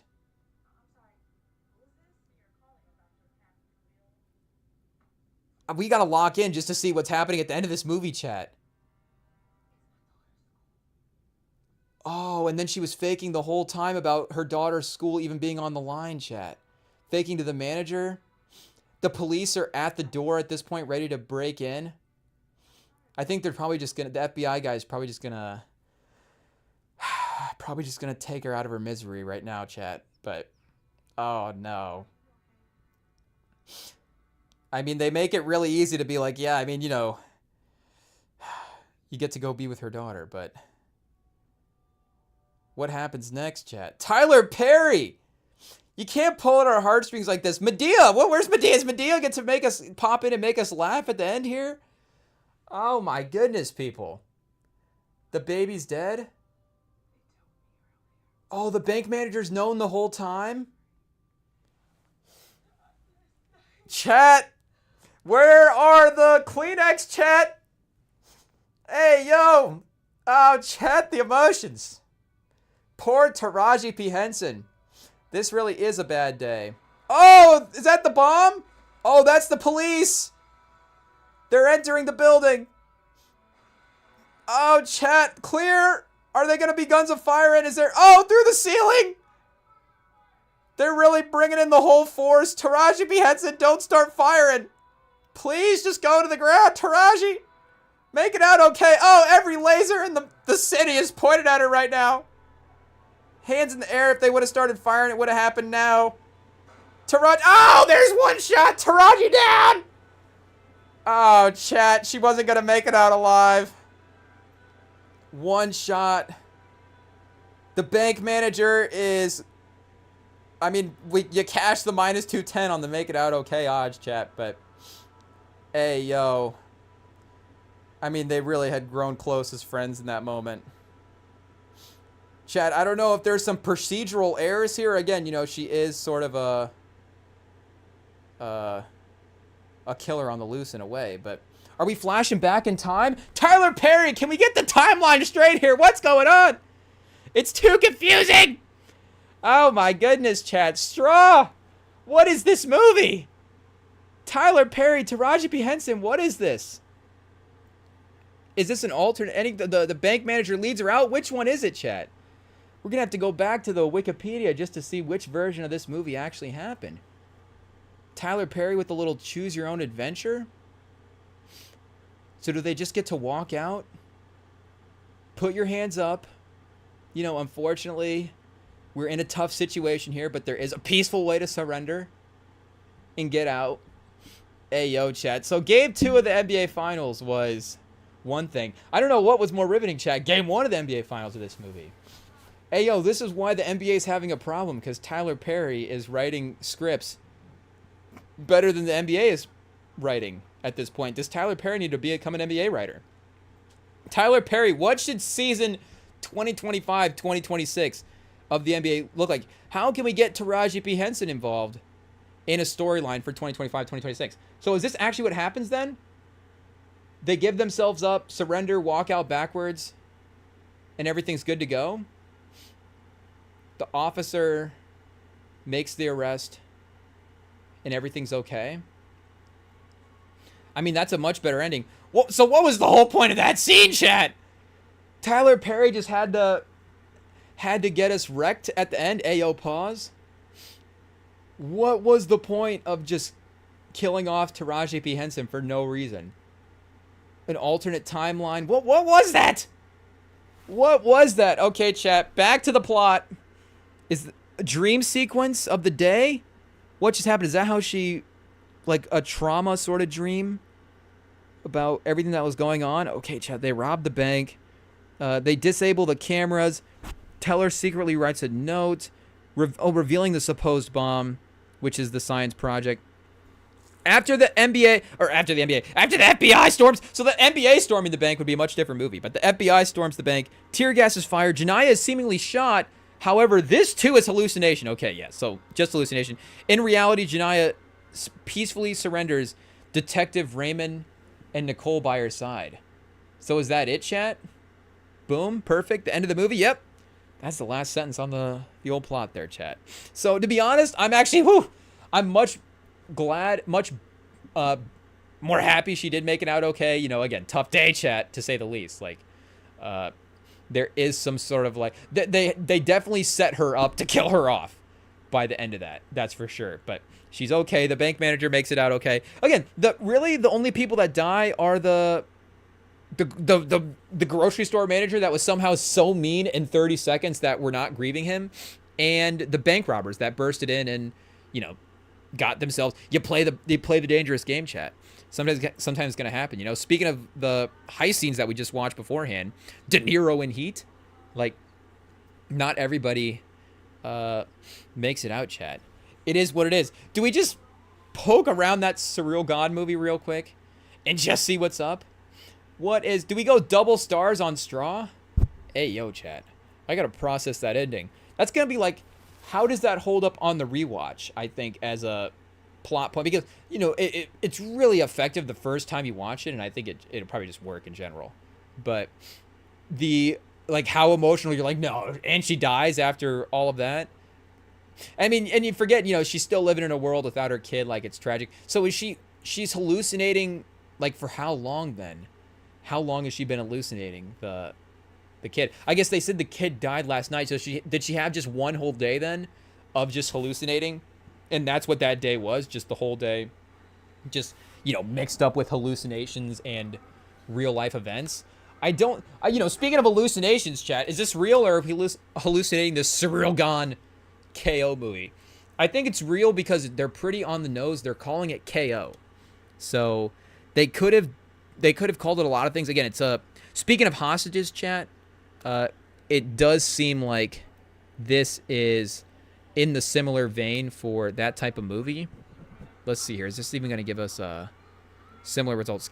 Film 2011 Indian psychological vigilante political action thriller. Whoa, chat. Is that the most qualifications we've ever seen on a movie? A psychological vigilante political action thriller is really checking a lot of the boxes. Okay, chat, I don't know who it said directed this movie, or honestly who even else was involved, but let's see. Okay, so our guy gone in, I guess, again, retired MMA guy. We're getting an MMA scene right. Oh, chat, and they're doing him dirty. They're taking his back in the first scene. Oh, this is very realistic. He's losing a fight by wrestling and submission. I think Surreal Gone might have written this movie, chat. So shout out for the you know, on the nose sort of right away realism for how he would lose a fight. But it is what it is. Oh, he gets out of it, chat. Maybe he wins. We're not giving him credit. Maybe he gets back and wins. This looks like 2K. This doesn't look like a real fight. You think you'd have Surreal Gone in a movie and you'd have an opportunity. Whoa, the flying knee. You'd have an opportunity to have one of the better MMA scenes in a movie, but I mean, the hammer fist here was not very realistic, to be honest. Like, this is sort of a B plus fight scene, maybe even B minus. Again, we don't even really know what the stakes are at this point. Is this a championship? I'm assuming it's a championship. Is this a dream? You know, speaking of dreams, this looks like a dream. Oh, the body slam. I think he might have killed him, chat. Oh, is this the accidental die when the husband? Oh, chat. The plot points are now making sense. Oh, see, we've seen that body slam before in the UFC, but I don't know what the actual, you know, dangerability, is that a word? But, oh, chat, yeah, you could tell right away that that was not good. Surreal Gon sinks to the corner. So that would make sense then for, like, what that means by why would she go to a guy that, like, accidentally killed her husband? Like, you know, you're thinking, oh, mob style, you know, they get in some sort of altercation and a hit and, like, he's living that criminal lifestyle while in the UFC and then accidentally, but no, accidentally killing somebody in the ring means he still has that good-sided nature to him, obviously, and he's a dangerous man with being a fighter. But, you know, an unfortunate aligning of timelines there with him and Enzo, I guess, is the guy we have to unfortunately rest in peace. Oh, chat, so right away. Are there any more MMA scenes in this movie? Do we just skip through to the fight scenes real quick? Wait a second. Is this an underground fight scene? So it doesn't say MMA guy turned Secret Service guy or whatever. It just says MMA guy. So maybe being banned from the MMA after, of course, you know, I don't know if he'd get banned for accidentally causing a death, but there's going to have to be some sort of ramifications of that. Also, maybe he does go into some vigilante form. Is this him or is this the criminal? I think this is the bad guy, chat. Okay, we're going early candidate for best villain mask of 2025. Best villain outfit of 2025. A little Punisher on the nose, but any sort of skull-faced mask and, you know, shirtless vibe with a, you know, like an ammo belt strapped to you. That's pretty much always going to work. Oh, yeah, Gon doesn't even... So this guy doesn't even need a mask or weapons. Yeah, I think Gon is the vigilante, chat. I don't know if we go back and go... Oh, brass knuckles in a chain? That's not Gon. Who else is in this movie? Let's look up the cast for this real quick. Just a preview, chat, before we take off tonight. Since Game 2 of the NBA Finals was pretty self-explanatory. In a way, Game 3 going back to Indiana, can the three-point shooting bounce back in a way? And maybe that is, again, just sort of, is that hurting the NBA in general? As can the conversation become streamlined in a way as well, too, where, you know, even some of the adjustments in the play style game-to-game becomes predictable in what each team has to do and the adjustments they have to make. Though there was some great clips, obviously, I'd say obviously, but some clips that I was seeing floating around this week of Carlisle and the offensive stuff that they're running. It's like, yeah, there's still teams that are doing complicated offensive stuff, but, you know, with the reliant on three-point shooting, it is a little easy to know what can be influential and what cannot be, obviously, in winning these games sometimes. So this game, written and directed by Anton Blossier, chat. I don't know if I'm saying this name right. Anton Blossier. I don't know if he's a little bit new to the scene. Oh, chat! Known for Prey and... Oh, I'm thinking Prey, the 2020 movie. Prey in 2010. What is this? This is not a Predator franchise movie, is it? No, what is this? Prey tells the story of Nathan, who is at a countryside retreat for a fall family reunion that expects to be particularly stormy. Claire, his wife, has to announce her pregnancy, and there are rough decisions that need to be made to prevent the... Oh, chat, we got a long description here. Prevent the family's pesticides business from closing down. Ayo. But on the night that the family gathers, a terrorized deer mysteriously attacks Claire's father. The men decide to venture into the surrounding forest to find the reasons for the animal's odd behavior. Oh, classic men behavior, chat. Carrying a shotgun for the first time in his life and witnessing the growing tensions between the men and his family, Nathan soon discovers that hunting season is not over yet. Now they've become the prey.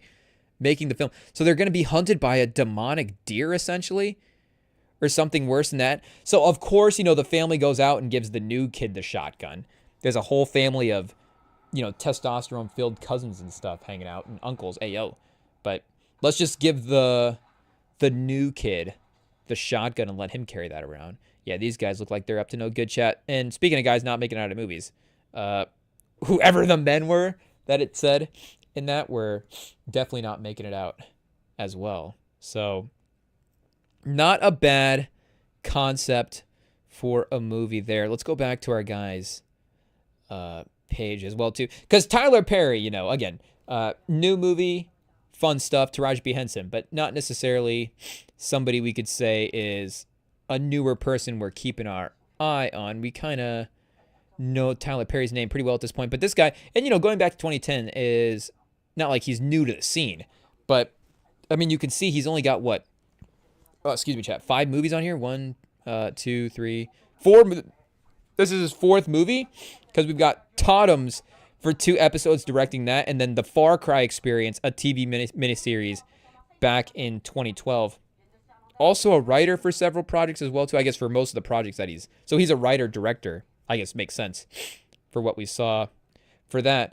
But the grad job in 2012, teenagers in their last year of high school steal the subjects of from the education exams division in order to, so they cheat off an exam.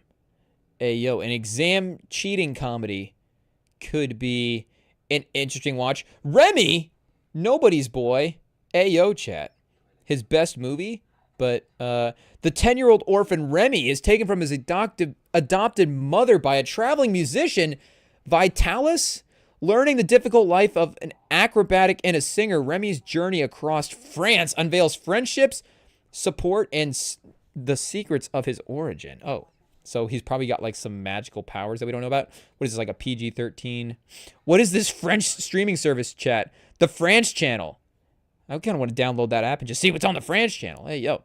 But it would make sense that our guy Antoine Blasier, a French director, so now he's back in the action role. So he is a pretty diverse range of movies here. Again, we got sort of an action horror, a comedy, a feel-good family movie, and now we're back in more of a action thriller, more just kind of a straight action type movie. So this could be fun, chat. Again, Cyril Gahn making his acting debut is going to be interesting to see. Let me see real quick before I go if I can find that post on UFC, if it was UFC or